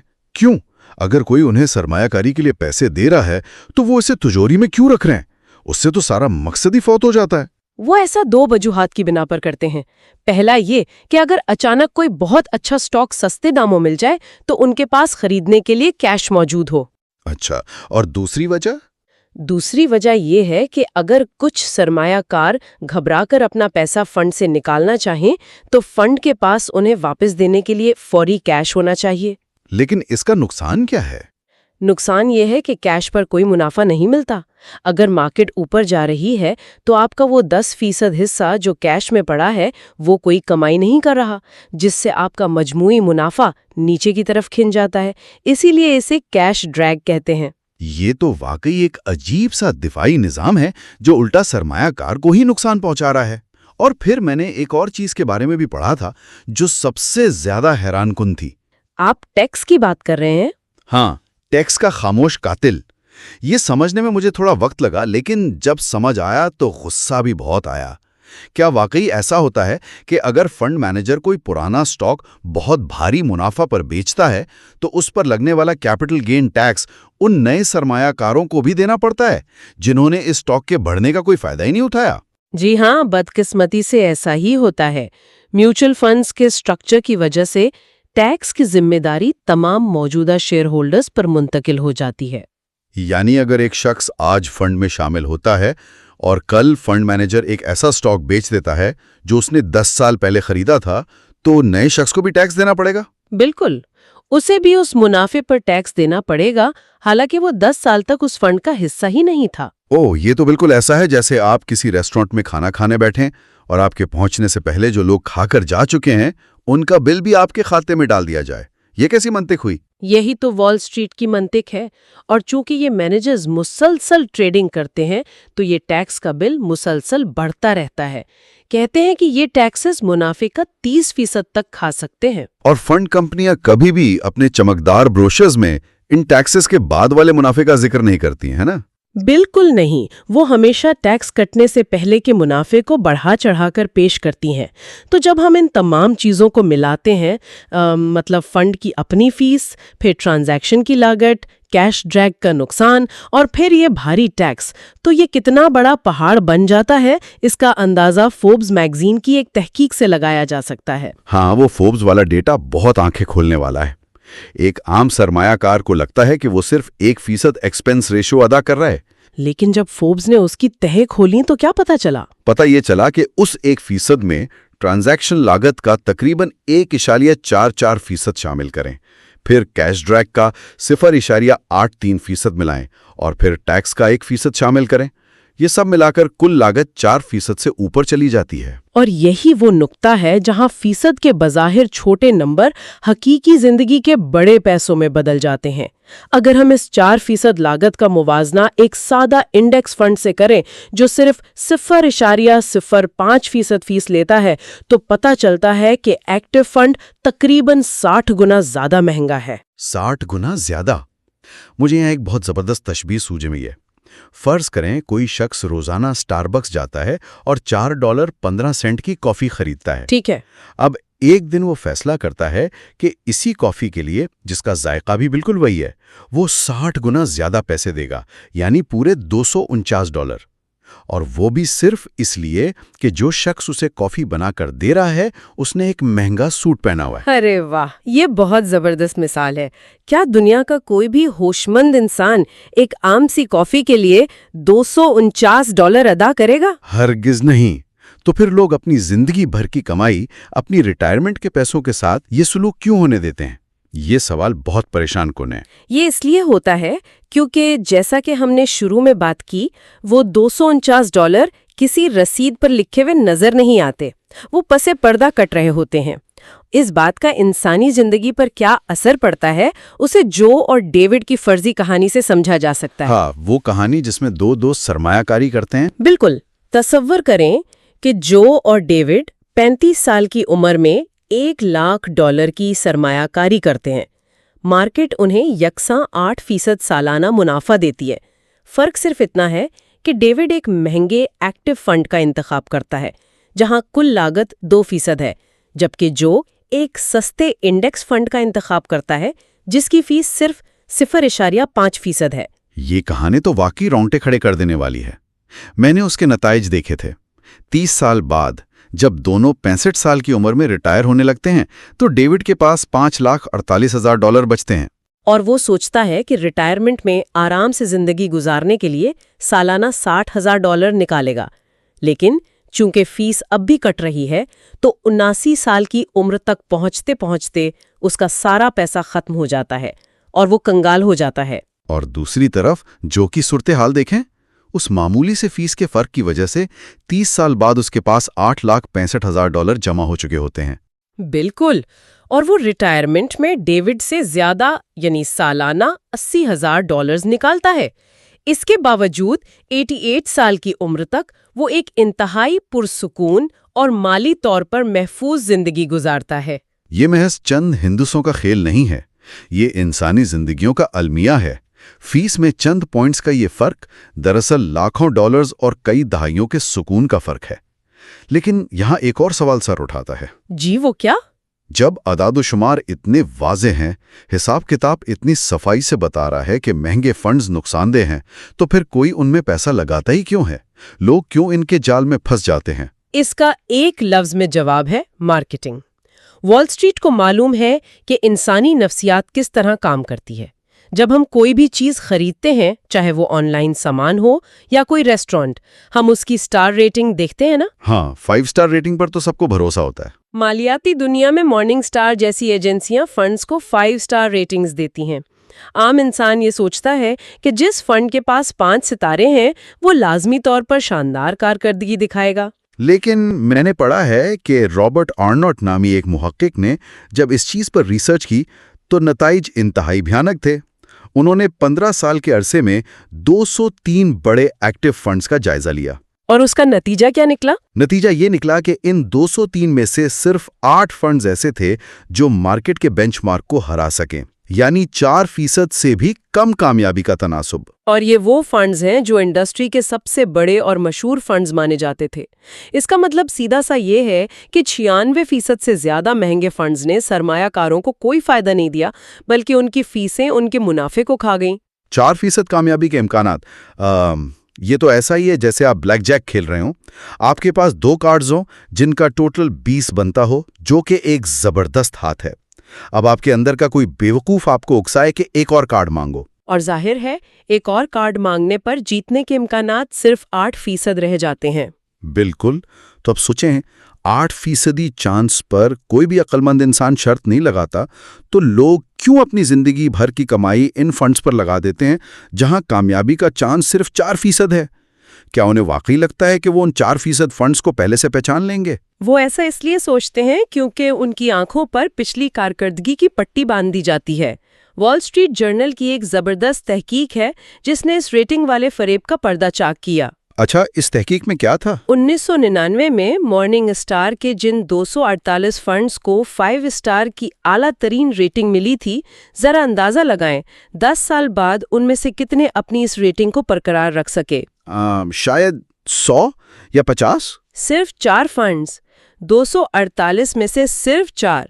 مالیاتی زبان میں اسے ریورژن ٹو دا مین کہتے ہیں، یعنی جو چیز آج بہت اوپر ہے وہ کل اپنی اوسط سطح پر واپس ضرور آئے گی۔ یعنی آج کے ہیرو کل کے زیرو بن جاتے ہیں، اور فنڈ کمپنیاں اس حقیقت کو بہت اچھی طرح جانتی ہوں گی۔ بالکل جانتی ہیں، اس لیے وہ عام لوگوں کو دھوکہ دینے کے لیے ایک خاص چال چلتی ہیں جسے انکیوبیشن فنڈز کا نام دیا جاتا ہے۔ یہ انکیوبیشن فنڈز کیا بلا ہے؟ ہوتا یہ ہے کہ ایک بڑی فنڈ کمپنی خاموشی سے درجنوں نئے فنڈز شروع کرتی ہے جن میں صرف کمپنی کا اپنا تھوڑا سا پیسہ لگا ہوتا ہے۔ وہ مارکیٹ میں انتہائی پرخطر حکمت عملیوں پر جوا کھیلتے ہیں۔ اور ظاہر ہے ان میں سے زیادہ تر ناکام ہو جاتے ہوں گے؟ جی، کچھ عرصے بعد زیادہ تر فنڈز بری طرح ناکام ہو جاتے ہیں تو کمپنی انہیں خاموشی سے بند کر دیتی ہے۔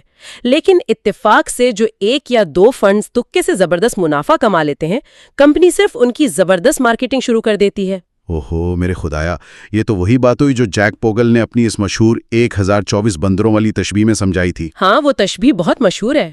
میں اس پر ہنستا رہا، لیکن اب اس کی سنگینی سمجھ آ رہی ہے۔ اگر 1024 بندر سکے اچھالنا شروع کریں تو ریاضی کے سیدھے سے اصولوں کے تحت آخر میں ایک بندر ایسا ضرور بچے گا جو مسلسل 10 بار ہیڈز لے آئے گا۔ اب فنڈ انڈسٹری میں اگر کوئی مینیجر یہ تکا لگا لے تو اسے جینیس کا نام دے کر ٹی وی پر بٹھا دیا جاتا ہے، اور لوگ اس بندر کی مہارت پر اپنے کروڑوں روپے لگا دیتے ہیں۔ بالکل، یہ مکمل طور پر ایک سراب ہے، لیکن یہاں یہ واضح کرنا بھی ضروری ہے کہ کیا واقعی مارکیٹ میں کوئی ایسا شخص ہے ہی نہیں جو اس گیم کو جیت سکتا ہو؟ ہاں، یہ بھی ایک اہم پہلو ہے۔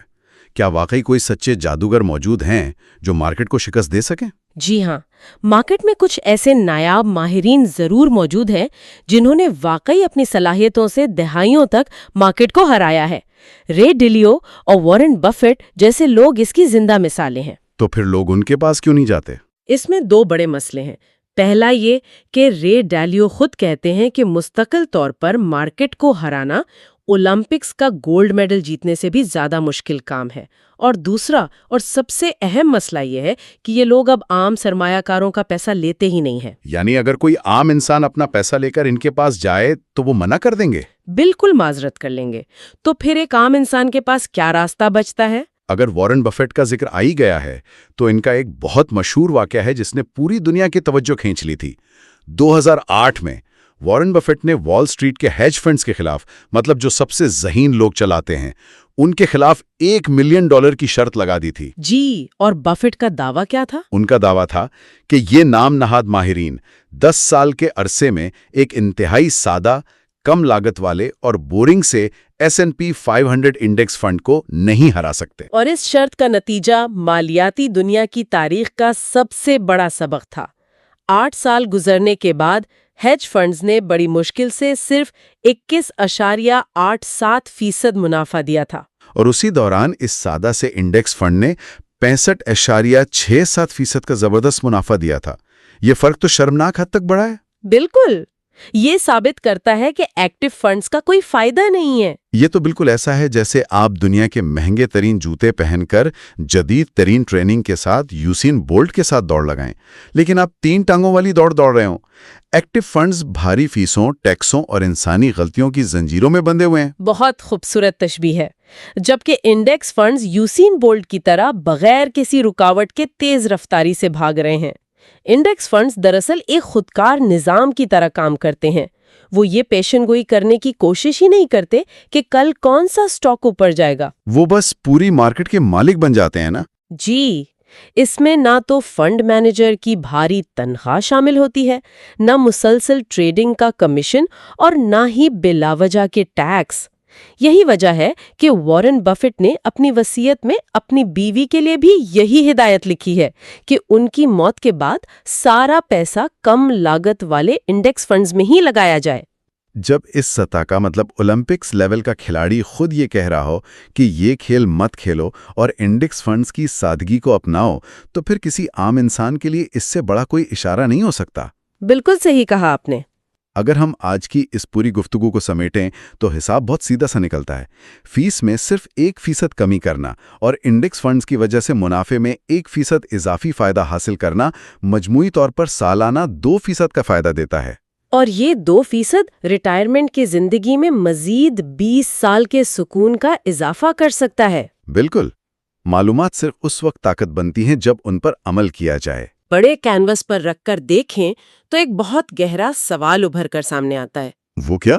ذرا سوچیں، اگر وال اسٹریٹ جیسا سخت قواعد و ضوابط والا نظام صرف ہماری غفلت کا اس حد تک فائدہ اٹھا سکتا ہے کہ وہ ہماری جمع پونجی نگل جائے، تو روزمرہ زندگی کے اور کون کون سے اہم فیصلے ہیں جہاں ہم معلومات کے بغیر ماہرین پر اندھا اعتماد کر رہے ہیں؟ ہاں، چاہے وہ کیریئر ہو، صحت ہو یا سیاست۔ بالکل، ہم کہاں کہاں اندھا اعتماد کر کے اپنی آزادی کی بھاری قیمت چکا رہے ہیں۔ یہ واقعی ایک ایسا سوال ہے جو رات کی نیند اڑا دینے کے لیے کافی ہے۔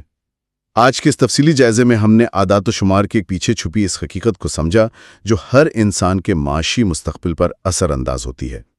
انڈیکس فنڈز کی اس خاموش طاقت کو سمجھنا بہت ضروری ہے تاکہ ایک عام انسان کے پیسوں کا کنٹرول اس کے اپنے ہاتھ میں رہے۔ اسی سوچ کے ساتھ آج کی اس گفتگو کو یہیں ختم کرتے ہیں۔ تصور کریں کہ کوئی شخص کپڑوں کی ایک ایسی دکان میں داخل ہو جہاں کسی بھی شرٹ، پینٹ یا سوٹ پر قیمت کی کوئی پرچی یعنی کوئی پرائس ٹیگ موجود ہی نہ ہو، اور جب وہ کاؤنٹر پر جائے تو وہاں کھڑا شخص مسکراتے ہوئے کہے کہ فکر کی کوئی بات نہیں، آپ بس اپنی پسند کے کپڑے لے جائیں اور پیسے ہم آپ کے بینک اکاؤنٹ سے خود ہی نکال لیں گے۔ ہاں، یہ تو بالکل ہی ایک عجیب سی بات لگتی ہے۔ مطلب کوئی عام فرد ایسا کبھی کرے گا ہی نہیں۔ بالکل، کیا کوئی بھی ہوشیار انسان ایسی دکان سے ایک رومال بھی خریدے گا؟ ہرگز نہیں۔ لیکن جب ہم اس گہرے تجزیے کے تحقیقی مواد کو دیکھتے ہیں تو ایک بہت ہی خوفناک حقیقت سامنے آتی ہے۔ ہمارے یہ جو 401k ریٹائرمنٹ پلانز ہیں نا، ان کی چھپی ہوئی دنیا بالکل ایسی ہی ایک دکان بن چکی ہے جہاں لوگوں کی خون پسینے کی کمائی کو خفیہ فیس کے ذریعے نچوڑا جا رہا ہے۔ صحیح کہا آپ نے۔ اس تمثیل میں سب سے ضروری بات یہ ہے کہ لوگ ہر روز اس بنا قیمت والی دکان سے لا علمی میں خریداری کر رہے ہیں، اور یہ کوئی چھوٹی سرمایہ کاری نہیں ہے۔ ہم کسی بھی فرد کی زندگی کی سب سے بڑی سرمایہ کاری کی بات کر رہے ہیں یہاں۔ واقعی۔ اور جب ہم ان فائنینشیل انسٹیٹیوشنز کے کام کرنے کے طریقے کو سمجھتے ہیں تو پتہ چلتا ہے کہ یہ نظام کسی ایک غلطی کا نتیجہ نہیں ہے، یہ ایک باقاعدہ منصوبہ ہے۔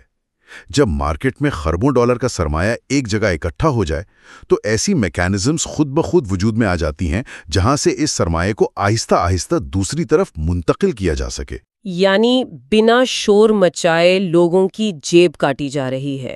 اگر ہم تھوڑا پیچھے جائیں 1984 کی طرف، جب یہ 401k پلانز نئے متعارف کروائے گئے تھے تو یہ ایک بہترین اور انقلابی منصوبہ لگتا تھا۔ ایک عام مزدور یا ملازم کے لیے یہ آزادی تھی کہ وہ اپنی تنخواہ سے سیدھا اپنے آنے والے کل کے لیے پیسے جمع کرے۔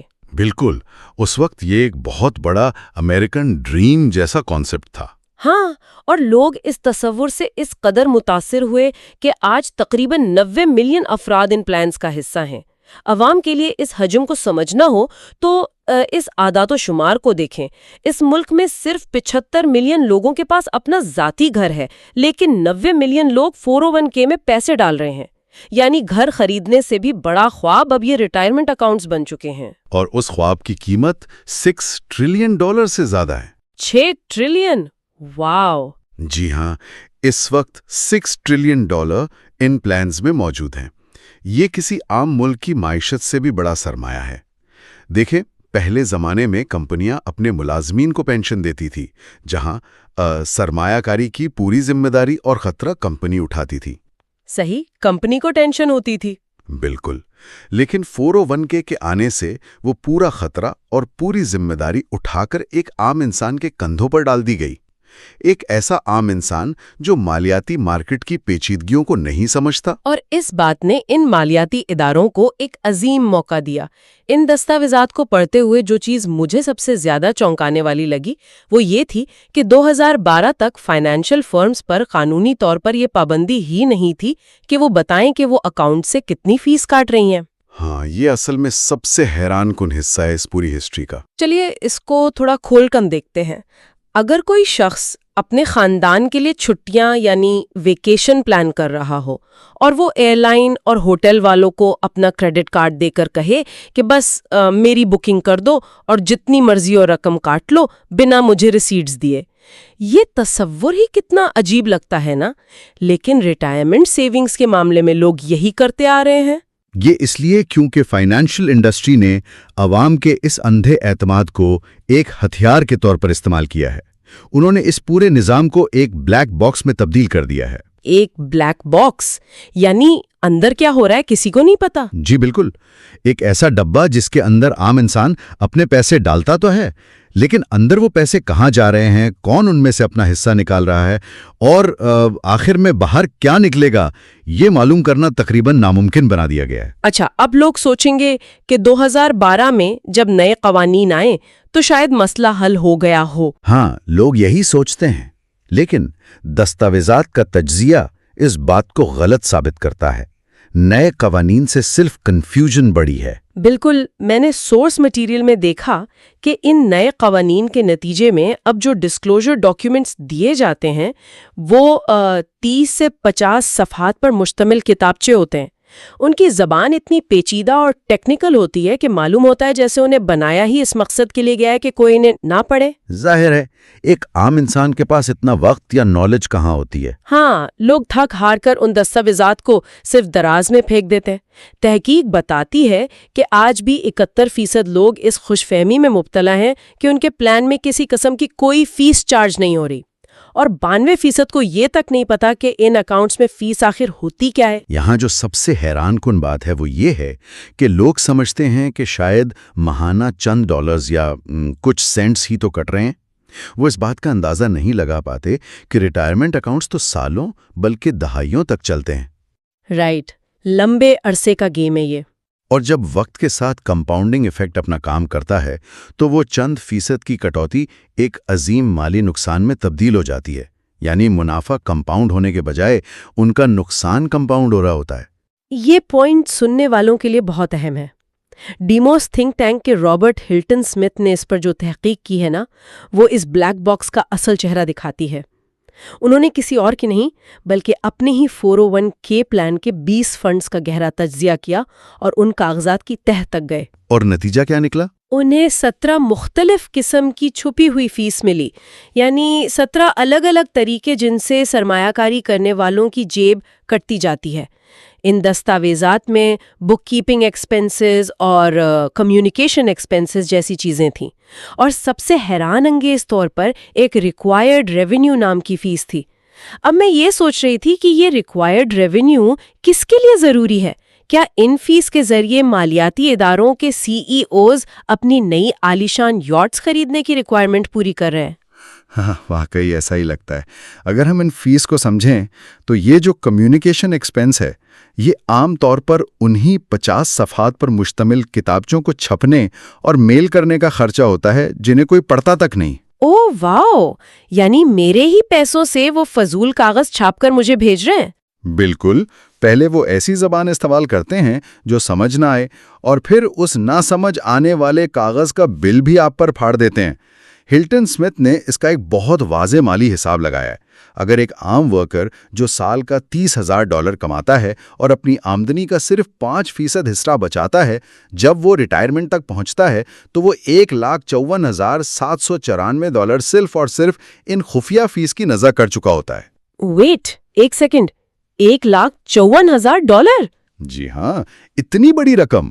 اگر ایک شخص $30,000 سالانہ کما رہا ہے تو یہ اس کی زندگی کے پورے 4 سال کی آمدنی بنتی ہے۔ اس کا مطلب ہے کہ ایک عام فرد اپنی جوانی کے 4 سال صبح سے شام تک صرف ان فائنینشل انسٹیٹیوشنز کے محلات تعمیر کرنے کے لیے محنت کرتا ہے، اور اگر کوئی سال کا $90,000 کماتا ہے تو اس کا نقصان بڑھ کر $277,000 تک پہنچ جاتا ہے۔ $1.25 ملین سے زیادہ کی رقم صرف فیس میں غائب۔ اور دیکھیں، یہ ان میوچل فنڈز کی بات ہے جو ایوریج یا عام فیس چارج کرتے ہیں۔ انڈسٹری میں ایسے پلانز بھی موجود ہیں جو باقاعدہ دن دہاڑے ڈکیتی کے مترادف ہیں۔ کچھ پلانز تو شروع میں ہی 5.75% سیلز لوڈ وصول کر لیتے ہیں۔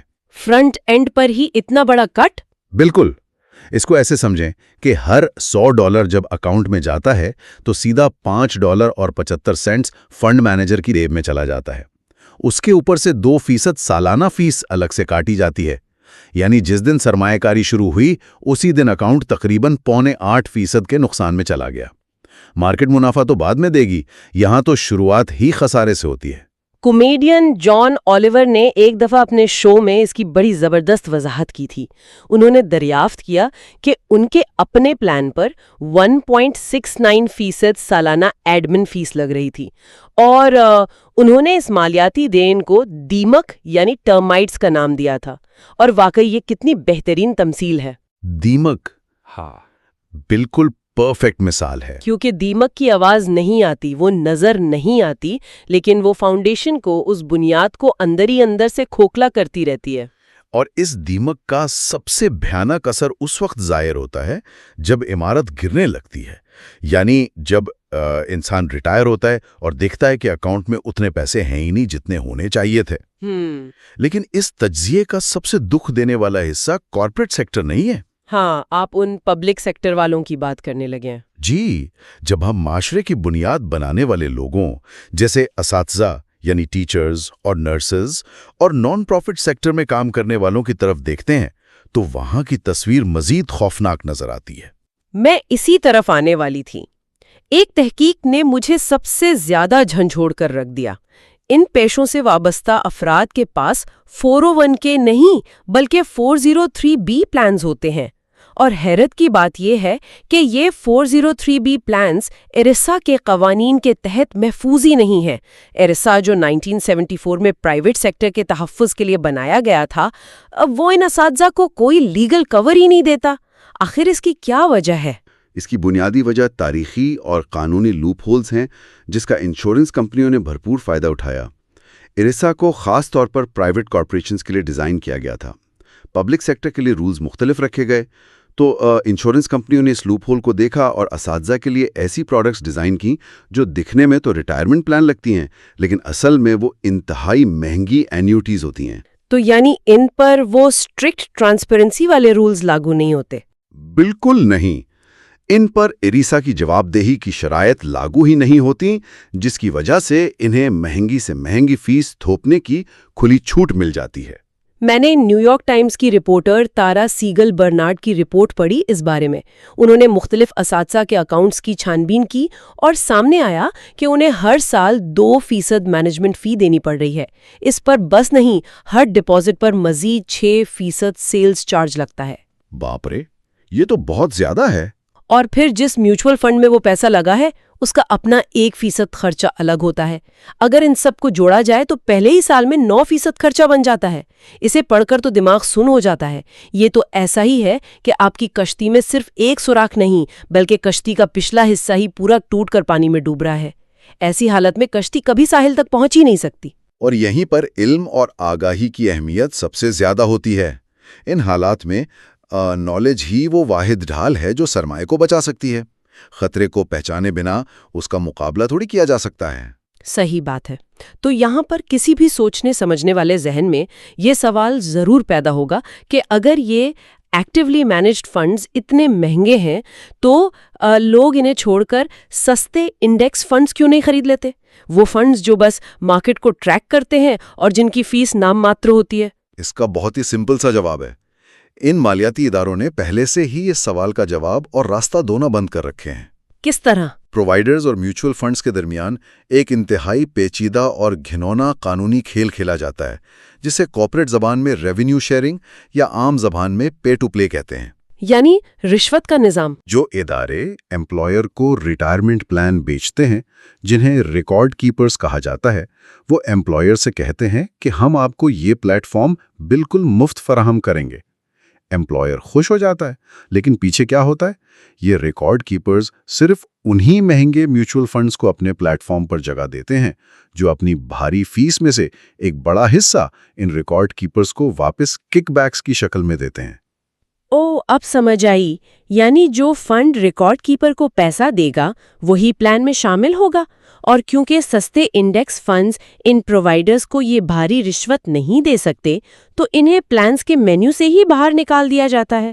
بالکل، تحقیق کے مطابق چھوٹی کمپنیز جن کے پلانز $5 ملین سے کم ہیں اور جو کہ ٹوٹل پلانز کا 93% بنتی ہیں، ان میں تو سستے انڈیکس فنڈز کا آپشن ہی نہیں دیا جاتا۔ یہ تو کھلی ناانصافی ہے۔ یہاں آ کر بات واقعی بہت دلچسپ ہو جاتی ہے۔ دستاویزات میں ایک مثال دی گئی ہے جہاں ایک بڑی انشورنس کمپنی نے اپنے پلان میں S&P 500 کا ایک فنڈ دیا جس کی اصل فیس 0.05% تھی، لیکن اس کمپنی نے لوگوں سے 1.68% چارج کرنا شروع کر دیا۔ یہ تو 3000% سے بھی زیادہ کا اضافہ بن جاتا ہے۔ ایگزیکٹلی، یہ سیدھا 3260% کا مارک اپ ہے۔ اب اس کو عام زبان میں سوچئے، یہ ایسا ہی ہے جیسے مارکیٹ میں ہونڈا اکارڈ گاڑی $22,000 کی دستیاب ہو اور کوئی کار ڈیلر اس پر 3260% مارک اپ لگا کر کسی عام انسان کو وہی ہونڈا اکارڈ $7,17,000 میں بیچنے کی کوشش کریں۔ $7 لاکھ کی ہونڈا اکارڈ، کوئی پاگل ہی ہوگا جو خریدے گا۔ ہاں، لیکن 401k کی دنیا میں لوگ خرید رہے ہیں کیونکہ انہیں پتہ ہی نہیں ہوتا۔ عام زندگی میں گاڑی کی قیمت سامنے نظر آتی ہے نا، اس لیے لوگ گھاٹے کا سودا نہیں کرتے۔ ایک اور دستاویزی حوالہ وین گارڈ فنڈ کا ہے، جہاں ایک پرووائیڈر عام لوگوں پر 3% سیلز لوڈ اور 0.65% سالانہ مارک اپ چارج کر رہا تھا۔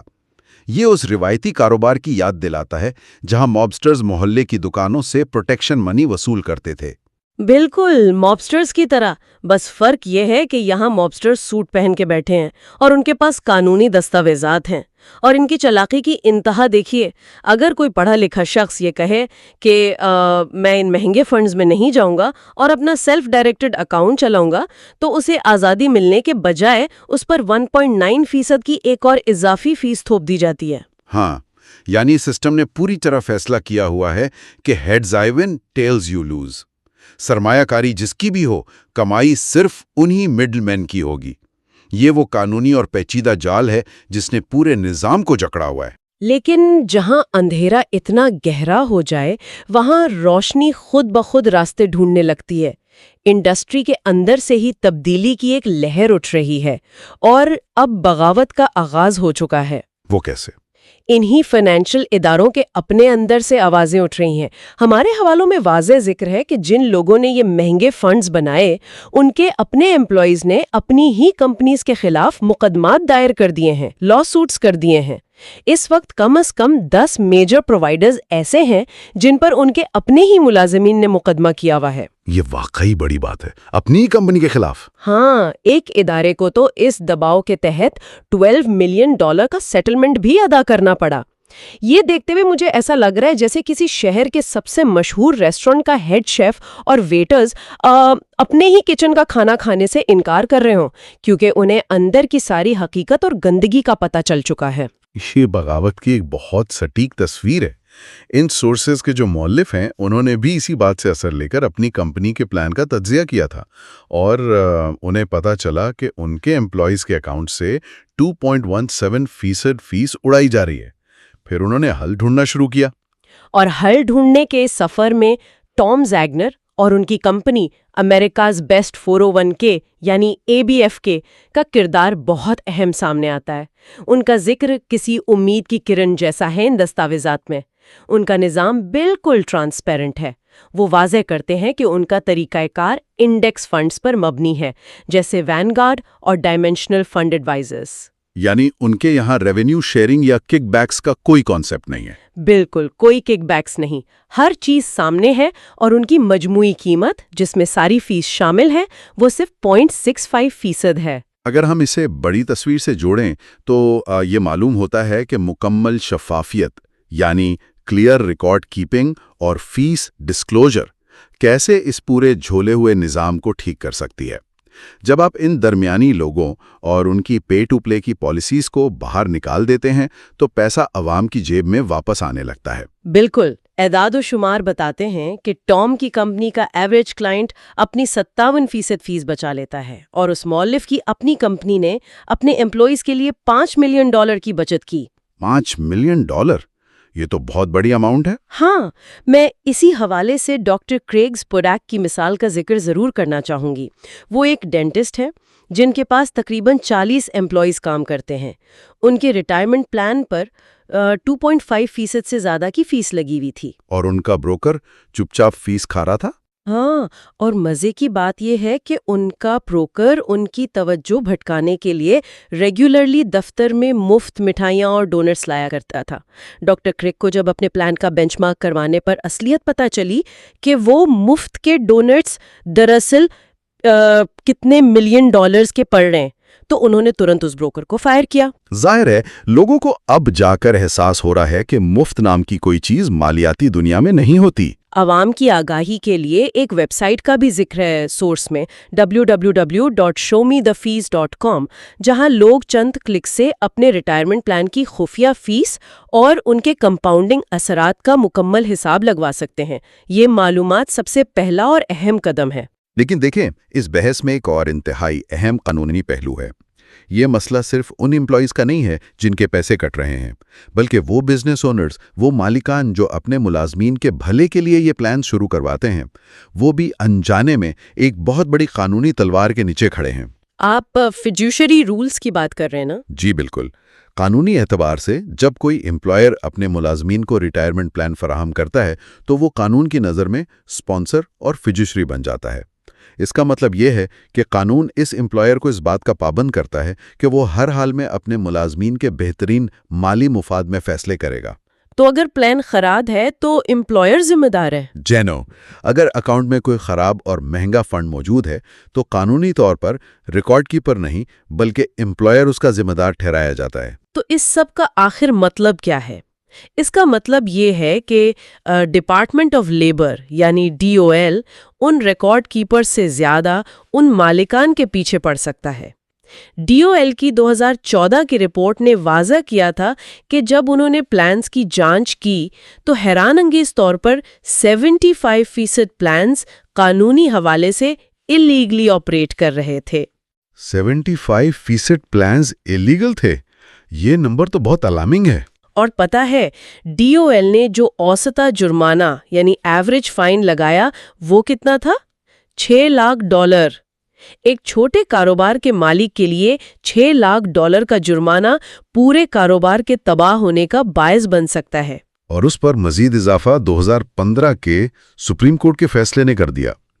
ایڈیسن انٹرنیشنل کے خلاف آنے والے اس فیصلے نے تصدیق کر دی کہ امپلائرز ایکسیسو فیس والے آپشنز رکھنے کے قانونی طور پر جواب دہ ہیں۔ یعنی اب امپلائیز اپنے ہی مالکان پر لا سوٹ کر سکتے ہیں؟ جی ہاں، اس فیصلے نے امپلائیز کے لیے اپنے مالکان پر ایکسیسو فیس کا مقدمہ کرنا انتہائی آسان بنا دیا۔ اگر مالک یہ سوچے کہ مجھے تو فیس کا پتہ ہی نہیں تھا تو اس کی لا علمی اب قانونی دفاع نہیں رہی۔ Ignorance is not an excuse. اس لیے ہر بزنس اونر کو لازماً اپنے پلان کا انڈیپینڈنٹ بینچ مارک کروانا چاہیے تاکہ وہ قانون کے ڈنڈے سے بچ سکے۔ آج ہم نے ان دستاویزات کی جو پرت دار پرت تحقیق کی ہے اس سے ایک بات تو واضح ہو جاتی ہے کہ 401 کے یا ریٹائرمنٹ اکاؤنٹس بذات خود کوئی خراب چیز نہیں ہے۔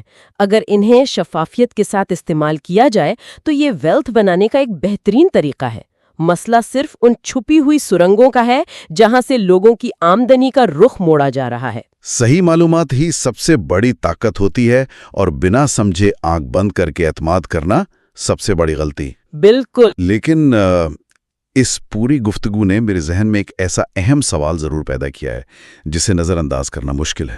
وہ کیا؟ اگر ہمارے مالیاتی ادارے پچھلی کئی دہائیوں سے قانونی جواز کا سہارا لے کر عام لوگوں کی زندگیوں کی کمائی کو ان خفیہ فیس کے ذریعے اس قدر بے رحمی سے نگل سکتے ہیں تو کیا آنے والی نسلیں ان اداروں پر کبھی دوبارہ اعتماد کر پائیں گی؟ یہ واقعی ایک بہت بڑا سوال ہے۔ یا پھر وقت کی پکار یہ ہے کہ ہمیں ریٹائرمنٹ سیونگز کا کوئی بالکل نیا ڈیسنٹرلائزڈ اور شفاف نظام تشکیل دینا پڑے گا، ایک ایسا نظام جو ان مڈل مین کی دسترس سے مکمل آزاد ہو، جہاں ہر فرد اپنے مستقبل کی مالکیت حقیقی معنوں میں خود طے کر سکے۔ آئی تھنک سننے والوں کو اس بارے میں ضرور سوچنا چاہیے۔ ذرا تصور کریں، ایک انسان اپنی زندگی بھر کی جمع پونجی، مطلب اپنے خون پسینے کی کمائی ایک ایسے ماہر کے حوالے کر دیتا ہے جس پر اسے مکمل بھروسہ ہوتا ہے۔ ہاں، جو کہ ایک بہت ہی عام سی بات ہے، ہر کوئی ایسا ہی کرتا ہے۔ بالکل، اور پھر اسے پتا چلتا ہے کہ وہ نام نہاد ماہر قانونی طور پر اس بات کا پابند ہی نہیں ہے کہ وہ اس سرمایہ کی حفاظت کرے۔ صحیح۔ مطلب وہ اس پیسے کو استعمال کر کے خود کو اور اپنی کمپنی کو امیر بنانے کا مکمل قانونی حق رکھتا ہے۔ جو کہ سن کر ایسا لگتا ہے جیسے یہ کوئی غیر قانونی کام ہو رہا ہے نا؟ ہاں، بالکل ایسا ہی لگتا ہے، لیکن حیران کن حقیقت یہ ہے کہ مالیاتی مشیروں یعنی فائنینشل ایڈوائزرز کی دنیا میں 90% سے زیادہ لوگ بالکل اسی طرح کام کر رہے ہیں۔ 90%؟ یہ ایک بہت بڑا نمبر ہے۔ تو آج کے اس تفصیلی جائزے کا مقصد ہی یہی ہے کہ ہم انہی رازوں سے پردہ اٹھائیں۔ ہم یہ سمجھنے کی کوشش کریں گے کہ لوگ اپنے سرمایہ کے حوالے سے آخر کس پر بھروسہ کر سکتے ہیں اور یہ پوری انڈسٹری دراصل کام کیسے کرتی ہے۔ بالکل، اور یہ جاننا آج کے دور میں بہت ضروری ہو گیا ہے۔ ہاں، کیونکہ آج کل کی تیز رفتار زندگی میں کسی عام انسان کے پاس اتنا وقت نہیں ہے کہ وہ روزانہ سٹاک مارکیٹ کا جائزہ لے۔ اسی لیے 40% امریکی اب مالیاتی مشیروں کی خدمات حاصل کرتے ہیں۔ لیکن مسئلہ یہیں سے شروع ہوتا ہے نا، ٹھیک ہے نا؟ بالکل۔ ایک انتہائی حیران کن بات جو سرٹیفائیڈ فائنینشیل پلانر بورڈ کے سروے سے سامنے آئی وہ یہ ہے کہ 60% لوگ یہ مانتے ہیں کہ ان کے مالیاتی مشیر گاہکوں کے بجائے اپنی کمپنیوں کے مفاد میں کام کرتے ہیں۔ دیکھیں، یہ تضاد واقعی چشم کشا ہے۔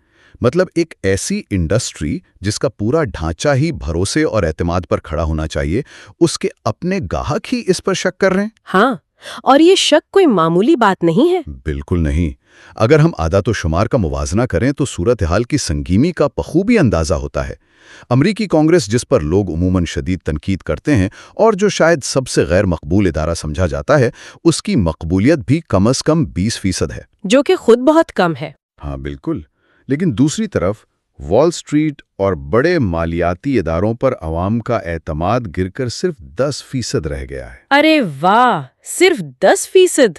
جی ہاں، اور جب ہم تاریخ کے اوراق پلٹتے ہیں اور پچھلی چند دہائیوں کے واقعات کا بغور جائزہ لیتے ہیں تو یہ بات بالکل واضح ہو جاتی ہے کہ لوگوں کا یہ شک کوئی بلا وجہ کا وہم نہیں ہے۔ تو مطلب اس کی کوئی ٹھوس وجہ ہے؟ بالکل، یہ شواہد پر مبنی ایک ٹھوس حقیقت ہے، کیونکہ اس انڈسٹری کی تاریخ ایسے خوفناک واقعات سے بھری پڑی ہے جنہوں نے اس عدم اعتماد کے بیج بوئے۔ اوکے، لیٹس انپیک دس۔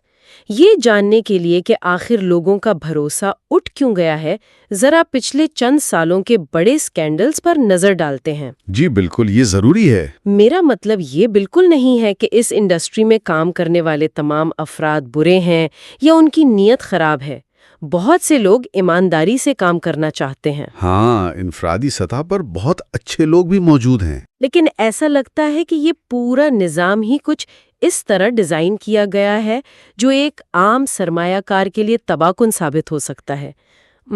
ذرا ان اعداد و شمار پر غور کریں۔ جی بتائیں۔ 2009 سے 2015 کے درمیان، مطلب صرف 7 سالوں میں، دنیا کے 10 بڑی مالیاتی کمپنیوں نے قانونی تصفیوں یعنی لیگل سیٹلمنٹس کی مد میں $179.5 بلین ادا کیے۔ واہ، 179 بلین! یہ کوئی چھوٹی رقم نہیں ہے۔ بالکل، اور اگر صرف امریکہ کے 4 بڑے بینکوں کی بات کریں جن میں bank of America, J P Morgan, city group اور ویلز فارگو شامل ہیں، تو انہوں نے کل ملا کر $145.84 بلین دیے۔ صحیح، یہ اعداد و شمار واقعی حیران کن ہیں۔ ویلز فارگو کا واقعہ تو عقل دنگ کر دینے والا ہے۔ وہاں ملازمین نے گاہکوں کی اجازت کے بغیر ہی 1.5 ملین جعلی بینک اکاؤنٹس کھول دیے۔ ہاں، اور صرف اکاؤنٹس نہیں، لاکھوں کریڈٹ کارڈز بھی۔ واقعی ایک عام انسان یہ سوچنے پر مجبور ہو جاتا ہے کہ آخر یہ سب اتنے بڑے پیمانے پر کیسے اور کیوں ہو رہا ہے۔ دیکھیے، یہ سمجھنا بہت ضروری ہے کہ اس سب کے پیچھے محرک کیا ہے۔ مطلب، کیا یہ کمپنیاں جان بوجھ کر لوگوں کا پیسہ ڈبونا چاہتی ہیں؟ مجھے تو ایسا ہی لگتا ہے کہ شاید ان کی نیت ہی خراب ہے۔ نہیں، حقیقت میں بالکل نہیں۔ ان کمپنیوں کا بنیادی مقصد معیشت کو تباہ کرنا یا کسی غریب کا پیسہ چھیننا نہیں ہے۔ تو پھر ایسا کیوں ہوتا ہے؟ دراصل یہ کمپنیاں اپنے شیئر ہولڈرز کے لیے منافع بڑھانے کے شدید دباؤ میں ہوتی ہیں۔ شیئر ہولڈرز کو مسلسل بڑھتا ہوا منافع چاہیے، اور وہ منافع فیسوں اور سیلز سے آتا ہے۔ اچھا، مطلب سارا کھیل سیلز کا ہے۔ بالکل۔ ملازمین پر اہداف یعنی سیلز ٹارگٹس پورے کرنے کا اتنا دباؤ ہوتا ہے کہ وہ اخلاقیات کو پس پشت ڈالنے پر مجبور ہو جاتے ہیں۔ ویلز فارگو کے کیس میں بالکل یہی ہوا تھا۔ ان پر دباؤ تھا؟ ہاں، ملازمین کو نوکری سے نکالے جانے کا خوف تھا اگر وہ روزانہ نئے اکاؤنٹس نہیں کھولتے تھے۔ اور رہی بات ان اربوں ڈالر کے جرمانوں کی، تو حیرانگی طور پر ان بڑی کمپنیوں کے لیے یہ محض کاروبار چلانے کی ایک قیمت ہے۔ مطلب وہ اسے فیس کی طرح ادا کر دیتے ہیں؟ بالکل۔ مثال کے طور پر بینک آف امریکہ نے گاہکوں کے اثاثوں کے غلط استعمال پر $415 ملین کا جرمانہ ادا کیا۔ ایک عام انسان کے لیے یہ ناقابل یقین رقم ہے، لیکن اسی سال صرف 12 ہفتوں میں اسی بینک نے $5.3 بلین کا خالص منافع بھی کمایا۔ ارے واہ، یہ تو بالکل ایسا ہے جیسے کسی ارب پتی شخص کو غلط پارکنگ کا ٹکٹ مل جائے۔ بالکل صحیح تشبیہ دی۔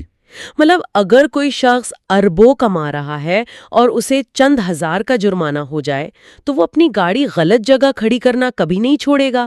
یہ جرمانے ان کے رویے کو بدلنے کے لیے بنائے ہی نہیں گئے۔ صحیح کہا آپ نے۔ اور جو بات مجھے واقعی پریشان کرتی ہے وہ یہ کہ ایک طرف یہ کمپنیاں اتنے بڑے فراڈ کر رہی ہوتی ہیں اور دوسری طرف ٹی وی پر ان کے بڑے دلکش اشتہارات چل رہے ہوتے ہیں۔ ہاں، وہ ساحلوں والے اشتہارات۔ بالکل، جن میں خوبصورت ساحلوں کے مناظر، چلتی ہوئی کشتیاں اور خوشباش ریٹائرڈ جوڑے دکھائے جاتے ہیں۔ ایک عام انسان جسے مالیاتی پیچیدگیوں کا علم نہیں، وہ یہ مناظر دیکھ کر لاشعوری طور پر ان برانڈز پر بھروسہ کرنے لگتا ہے۔ کیونکہ اشتہارات ایک ایسا وہم پیدا کرتے ہیں جو حقیقت سے کوسوں دور ہوتا ہے۔ تو اگر نظام اس حد تک خراب ہے تو ایک عام انسان کیسے پہچانے گا کہ جو شخص ایک خوبصورت سوٹ پہن کر میز کے پار بیٹھا ہے اس کا اصل کردار کیا ہے؟ دیکھیں، یہی وہ موڑ ہے جہاں علم کی اہمیت سب سے زیادہ ہو جاتی ہے۔ جب تک ایک سرمایہ کار کو یہ معلوم نہ ہو کہ اس کے سامنے بیٹھا شخص کس زمرے سے تعلق رکھتا ہے، وہ اندھیرے میں تیر چلا رہا ہے۔ اچھا، تو ان کی کچھ اقسام ہوتی ہیں؟ جی بالکل۔ اس انڈسٹری میں مشیروں کو بنیادی طور پر 3 اقسام میں تقسیم کیا جا سکتا ہے، اور ان کے درمیان کا فرق سمجھنا ہر اس شخص کے لیے لازم ہے جو اپنا پیسہ کسی کے حوالے کر رہا ہو۔ تو سب سے پہلی قسم کون سی ہے؟ سب سے پہلی قسم ہے بروکرز کی۔ اور ایک چونکا دینے والی حقیقت یہ ہے کہ امریکہ میں 3,10,000 نام نہاد فائنینشل ایڈوائزرز میں سے 90% دراصل صرف بروکرز ہیں۔ 90%؟ یہ تو بہت بڑی تعداد ہے۔ بالکل۔ ان کے وزٹنگ کارڈز پر چاہے ویلتھ مینیجر، فائنینشل کنسلٹنٹ یا پرائیویٹ ویلتھ ایڈوائزر ہی کیوں نہ لکھا ہو، ان کا بنیادی کام مالیاتی مصنوعات بیچنا اور اس پر کمیشن کمانا ہے۔ اور جو چیز مجھے سب سے زیادہ خطرناک لگتی ہے وہ یہ کہ یہ بروکرز قانونی طور پر بہترین مفاد یا بیسٹ انٹرسٹ کے اصول پر کام نہیں کرتے۔ صحیح بات ہے۔ بلکہ یہ صرف مناسبیت یا سوٹیبلٹی کے معیار پر کام کرتے ہیں۔ ذرا اس کی وضاحت کریں کہ عملی طور پر ایک سرمایہ کار کے لیے ان دونوں کے درمیان کیا فرق پڑتا ہے؟ اچھا، سوٹیبلٹی یا مناسبیت کے قانون کو سمجھنا بہت دلچسپ ہے۔ اس قانون کا مطلب محض یہ ہے کہ بروکر جو پروڈکٹ بیچ رہا ہے وہ گاہک کے حالات کے لحاظ سے بس مناسب ہو۔ مطلب اسے بہتر ہونا ضروری نہیں؟ بالکل۔ اسے یہ ثابت کرنے کی قطعی ضرورت نہیں ہے کہ وہ چیز گاہک کے لیے پوری مارکیٹ میں بہترین ہے۔ میں اس کی ایک عملی مثال دیتا ہوں۔ یہ بتائیں۔ فرض کریں ایک شخص کو سرمایہ کاری کے لیے ایک فنڈ کی ضرورت ہے۔ مارکیٹ میں ایک انڈیکس فنڈ موجود ہے جس کی فیس 0.1% سے بھی کم ہے اور وہ پوری مارکیٹ کی کارکردگی کے ساتھ چلتا ہے۔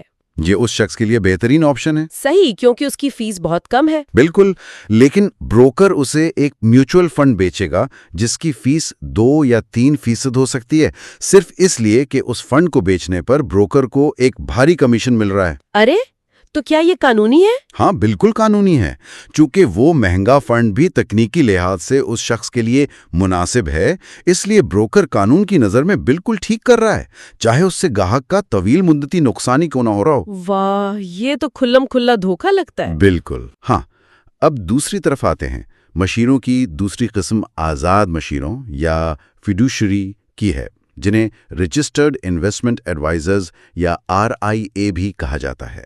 یہ کل مشیروں کا صرف 10% یعنی تقریباً 31,000 افراد پر مشتمل ہیں۔ اچھا، تو یہ بہتر ہوتے ہیں؟ جی، ڈاکٹروں یا وکیلوں کی طرح یہ قانونی طور پر اس بات کے پابند ہیں کہ وہ ہر حال میں گاہک کے بہترین مفاد میں کام کریں۔ Here's where it gets really interesting. یہاں آ کر کہانی میں ایک بہت بڑا موڑ آتا ہے کیونکہ ایسا لگتا ہے کہ اگر کوئی شخص ان 31,000 فیڈوشری افراد میں سے کسی کو ڈھونڈ لے تو اس کا سرمایہ مکمل محفوظ ہے. بظاہر ایسا ہی لگتا ہے. لیکن تیسری قسم جسے دوہری رجسٹریشن یا ڈولی رجسٹرڈ کہتے ہیں وہ سب سے بڑی دھوکہ دہی ثابت ہو سکتی ہیں. بالکل صحیح کہا آپ نے. اعداد و شمار بتاتے ہیں کہ ان 31,000 آزاد مشیروں میں سے 26,000 ایسے ہیں جو بیک وقت فیڈیوشری اور بروکر دونوں کے طور پر رجسٹرڈ ہیں. جی یہی اصل مسئلہ ہے. اس کا مطلب یہ ہوا کہ خالص فیڈوشری صرف 1.6% یعنی محض 5,000 لوگ رہ جاتے ہیں. یہ کیسے ممکن ہے کہ ایک ہی شخص ایک ہی ملاقات کے دوران اپنا روپ بدل لے؟ یہ واقعی عجیب لگتا ہے لیکن قانون انہیں اس بات کی اجازت دیتا ہے. مطلب یہ تو ایسا ہے جیسے کوئی ڈاکٹر ایک مریض کا معائنہ کر رہا ہو ایک ہمدرد معالج کے طور پر اور اچانک وہ اپنا کوٹ اتارے اور کسی دوا ساز کمپنی کا سیلز مین بن کر مریض کو انتہائی مہنگی اور غیر ضروری دوائیں بیچنے لگے. صحیح. اور مریض کو پتہ ہی نہ چلے کہ اس وقت وہ کس حیثیت میں بات کر رہا ہے. وارن بفیٹ کا وہ مشہور کال کتنا سچ لگتا ہے کہ کبھی کسی نائی سے مت پوچھیں کہ کیا کسی کو بال کٹوانے کی ضرورت ہے. ہاں ظاہر ہے وہ ہمیشہ یہی کہے گا کہ ہاں ضرورت ہے کیونکہ اس کا منافع اسی میں ہے. یہ ڈاکٹر اور سیلزمین والی تشبیہ اس دوہرے رجسٹرڈ مسئلے کو انتہائی درستگی کے ساتھ واضح کرتی ہے. بالکل. لیکن دیکھیں ایک قدم اور گہرائی میں جائیں تو یہ سمجھنا ضروری ہے کہ یہ دوہرے رجسٹرڈ مشیر لازمی طور پر برے انسان نہیں ہیں. تو پھر وہ ایسا کیوں کرتے ہیں؟ مسئلہ انسان کا نہیں نظام کا ہے. جب کوئی شخص ایک خالص فیڈوشری کے طور پر کام شروع کرتا ہے تو وہ صرف مشورہ دینے کی فیس لیتا ہے. اسے جلدی احساس ہوتا ہے کہ صرف فیس کے عوض کاروبار چلانا اور منافع کمانا بہت مشکل کام ہے. اچھا تو پھر وہ کمیشن کی طرف چلے جاتے ہیں؟ ہاں دوسری طرف کمیشن اور مہنگی مصنوعات بیچنے میں منافع اتنا زیادہ ہے کہ بہت سے اچھے مشیر بھی اس ساختی دباؤ میں آ کر کمپرومائز کر لیتے ہیں اور دوہری رجسٹریشن کا راستہ چنتے ہیں. سمجھ گئی. اس طرح وہ جب چاہیں فیس لیتے ہیں اور جب موقع ملے قانونی خول بدل کر کمیشن والا پروڈکٹ بیچ دیتے ہیں. یہ ایک انفرادی خرابی سے زیادہ ایک سسٹمیٹک مسئلہ ہے. تو اس کا مطلب ہے کہ 98% انڈسٹری یا تو خالص سیلزمین ہے یا پھر وہ لوگ ہیں جو ضرورت پڑنے پر اپنا روپ بدل کر سیلزمین بن جاتے ہیں. جی بدقسمتی سے ایسا ہی ہے. تو پھر ایک سوال یہ پیدا ہوتا ہے کہ کیا وہ جو باقی کے 1.6% خالص فیڈوشری بچے ہیں ان کے ساتھ کام کرنا واقعی اتنی محنت کے لائق ہے؟ یہ ایک بہت اہم سوال ہے. مطلب کیا وہ اتنی قدر فراہم کرتے ہیں اور کیا ان کے پاس جانے سے ایک سرمایہ کار ہر طرح کے دھوکے سے محفوظ ہو جاتا ہے؟ دیکھیں خالص فیڈوشری کی قدر کا اندازہ لگانے کے لیے وانگارڈ کی ایک تفصیلی تحقیق بہت مددگار ہے. وانگارڈ کی تحقیق کے مطابق ایک بہترین مشیر ایک سرمایہ کار کے پورٹ فولیو میں سالانہ 3.75% کا اضافہ کر سکتا ہے. واہ 3.75%؟ یہ اضافہ ہوتا کیسے ہے؟ کیا وہ صرف بہترین سٹاکس چنتے ہیں؟ نہیں یہ محض اچھے سٹاکس چننے سے نہیں ہوتا.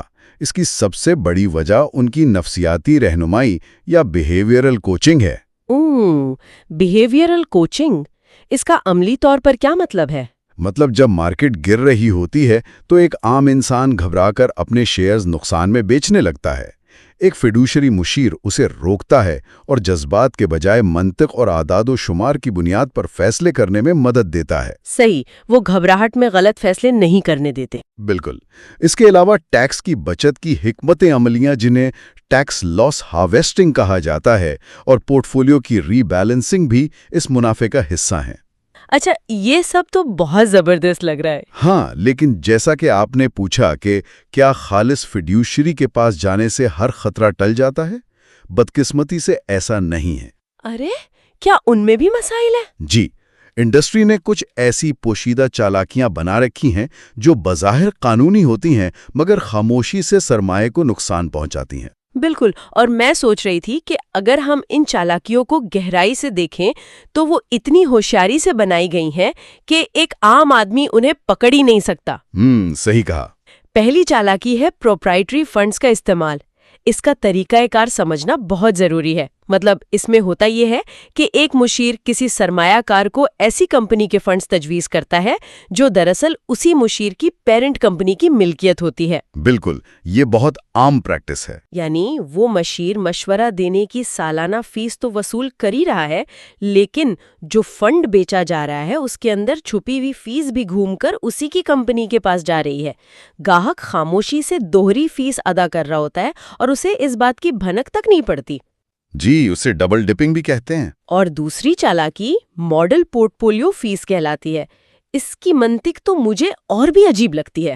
ہاں، وہ بھی ایک الگ ہی کہانی ہے۔ مطلب یہ بالکل ایسا ہے کہ کوئی شخص سرمایہ کاری چننے کی فیس لے اور پھر ان چنے ہوئے سٹاکس کو ایک پورٹ فولیو میں جمع کرنے کی ایک اضافی فیس بھی مانگ لے، جو کہ سراسر زیادتی ہے۔ یہ تو ایسا ہوا جیسے کوئی گاہک سپر مارکیٹ سے گروسری کا سامان خریدے اور کیشیئر اس سے سامان کو پلاسٹک کے بیگ میں ڈالنے کی ایک الگ سے بھاری فیس وصول کر لے۔ ارے واہ، یہ مثال تو بہت ہی زبردست ہے۔ اور اس سب میں سب سے پیچیدہ چالاکی کنسلٹنگ فیس کے نام پر کھیلی جاتی ہے۔ اچھا، وہ کیسے؟ جیسا کہ ہم نے ذکر کیا، ایک فیڈوشری قانونی طور پر کسی پروڈکٹ کو بیچنے کا کمیشن نہیں لے سکتا، تو اس پابندی سے بچنے کا راستہ کیا نکالا گیا؟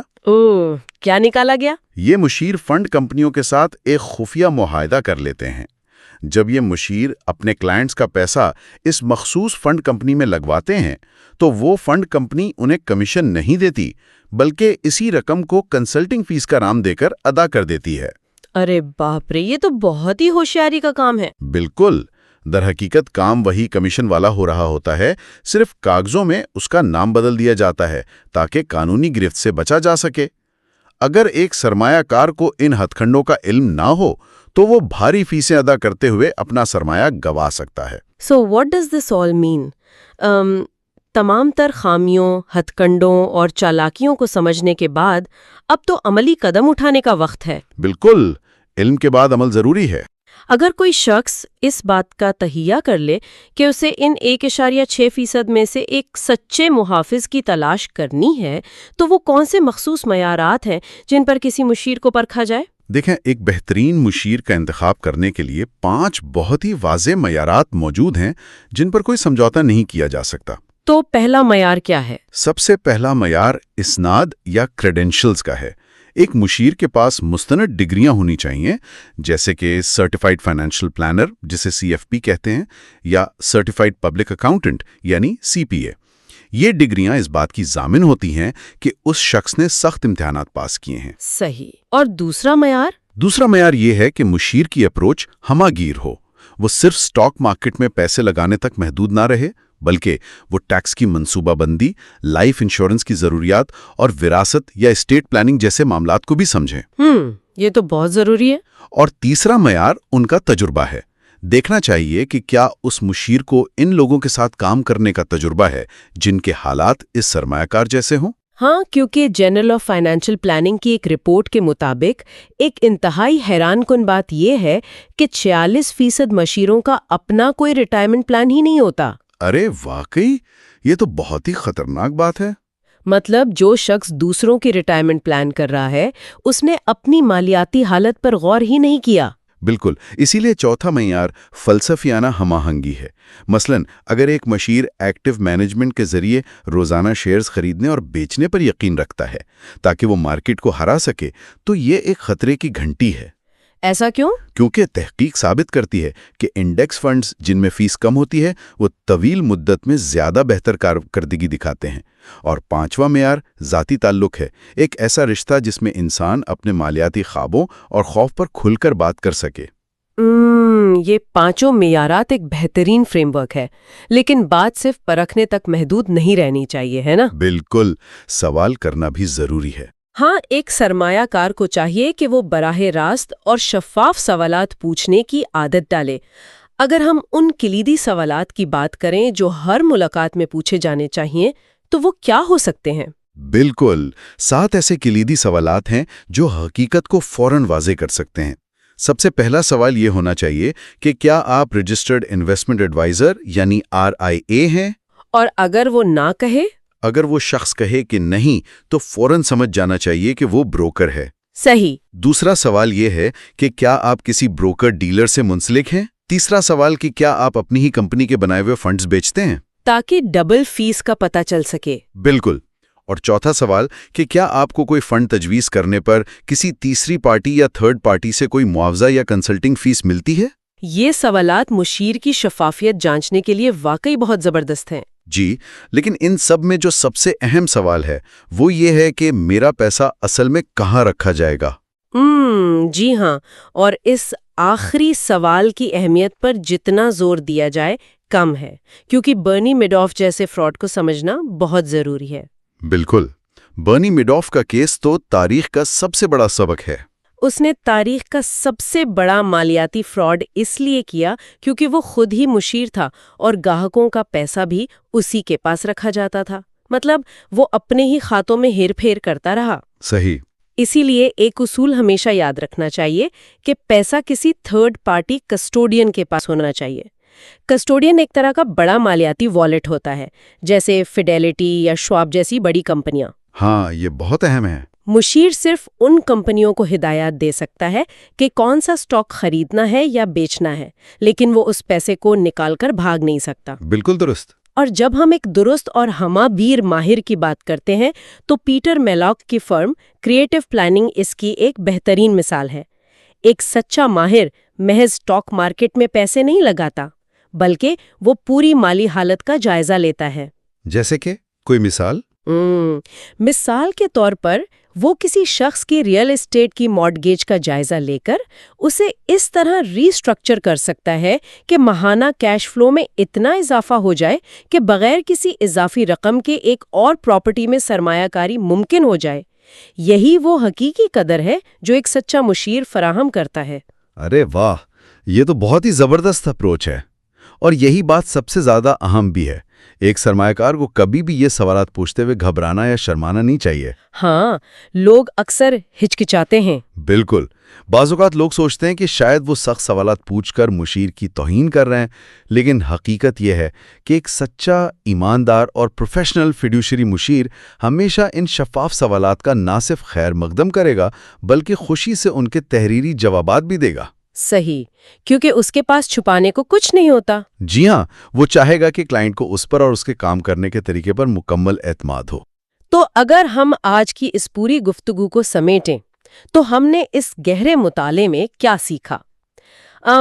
ہم نے یہ دیکھا کہ مالیاتی مشیروں کی دنیا کتنی پیچیدہ ہے اور کیسے بھاری اور پوشیدہ فیسیں دیمک کی طرح اندر ہی اندر سے انسان کی زندگی بھر کی جمع پونجی کو چاٹ جاتی ہیں۔ بالکل، دیمک کی طرح۔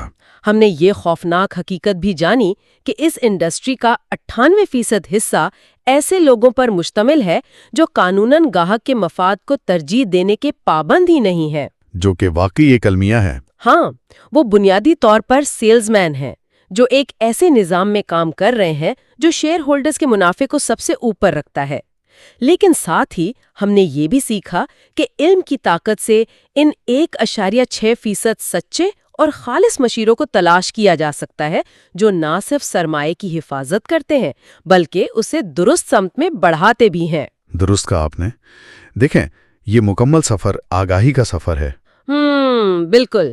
جب ایک شخص یہ سمجھ لیتا ہے کہ مالیاتی نظام کی مشینری دراصل کام کیسے کرتی ہے تو وہ اس نظام کا خاموش شکار ہونے کے بجائے اسے اپنے حق میں استعمال کرنا سیکھ لیتا ہے۔ اعتماد اندھا نہیں ہونا چاہیے، بلکہ اس کی بنیاد ہر قدم پر تصدیق، شفافیت اور جواب دہی پر ہونی چاہیے۔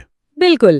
اور اس سے پہلے کہ ہم آج کا یہ سیشن ختم کریں، میں ایک ایسا چونکا دینے والا خیال چھوڑ کر جانا چاہتی ہوں جس پر غور کرنا ہم سب کے لیے بہت ضروری ہے۔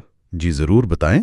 ذرا تصور کریں، کیا ہو اگر ہائی اسکول کے نصاب میں فیڈیوشری کا تصور لازمی قرار دے دیا جائے؟ واہ، یہ تو ایک بہت ہی کمال کا آئیڈیا ہے نا؟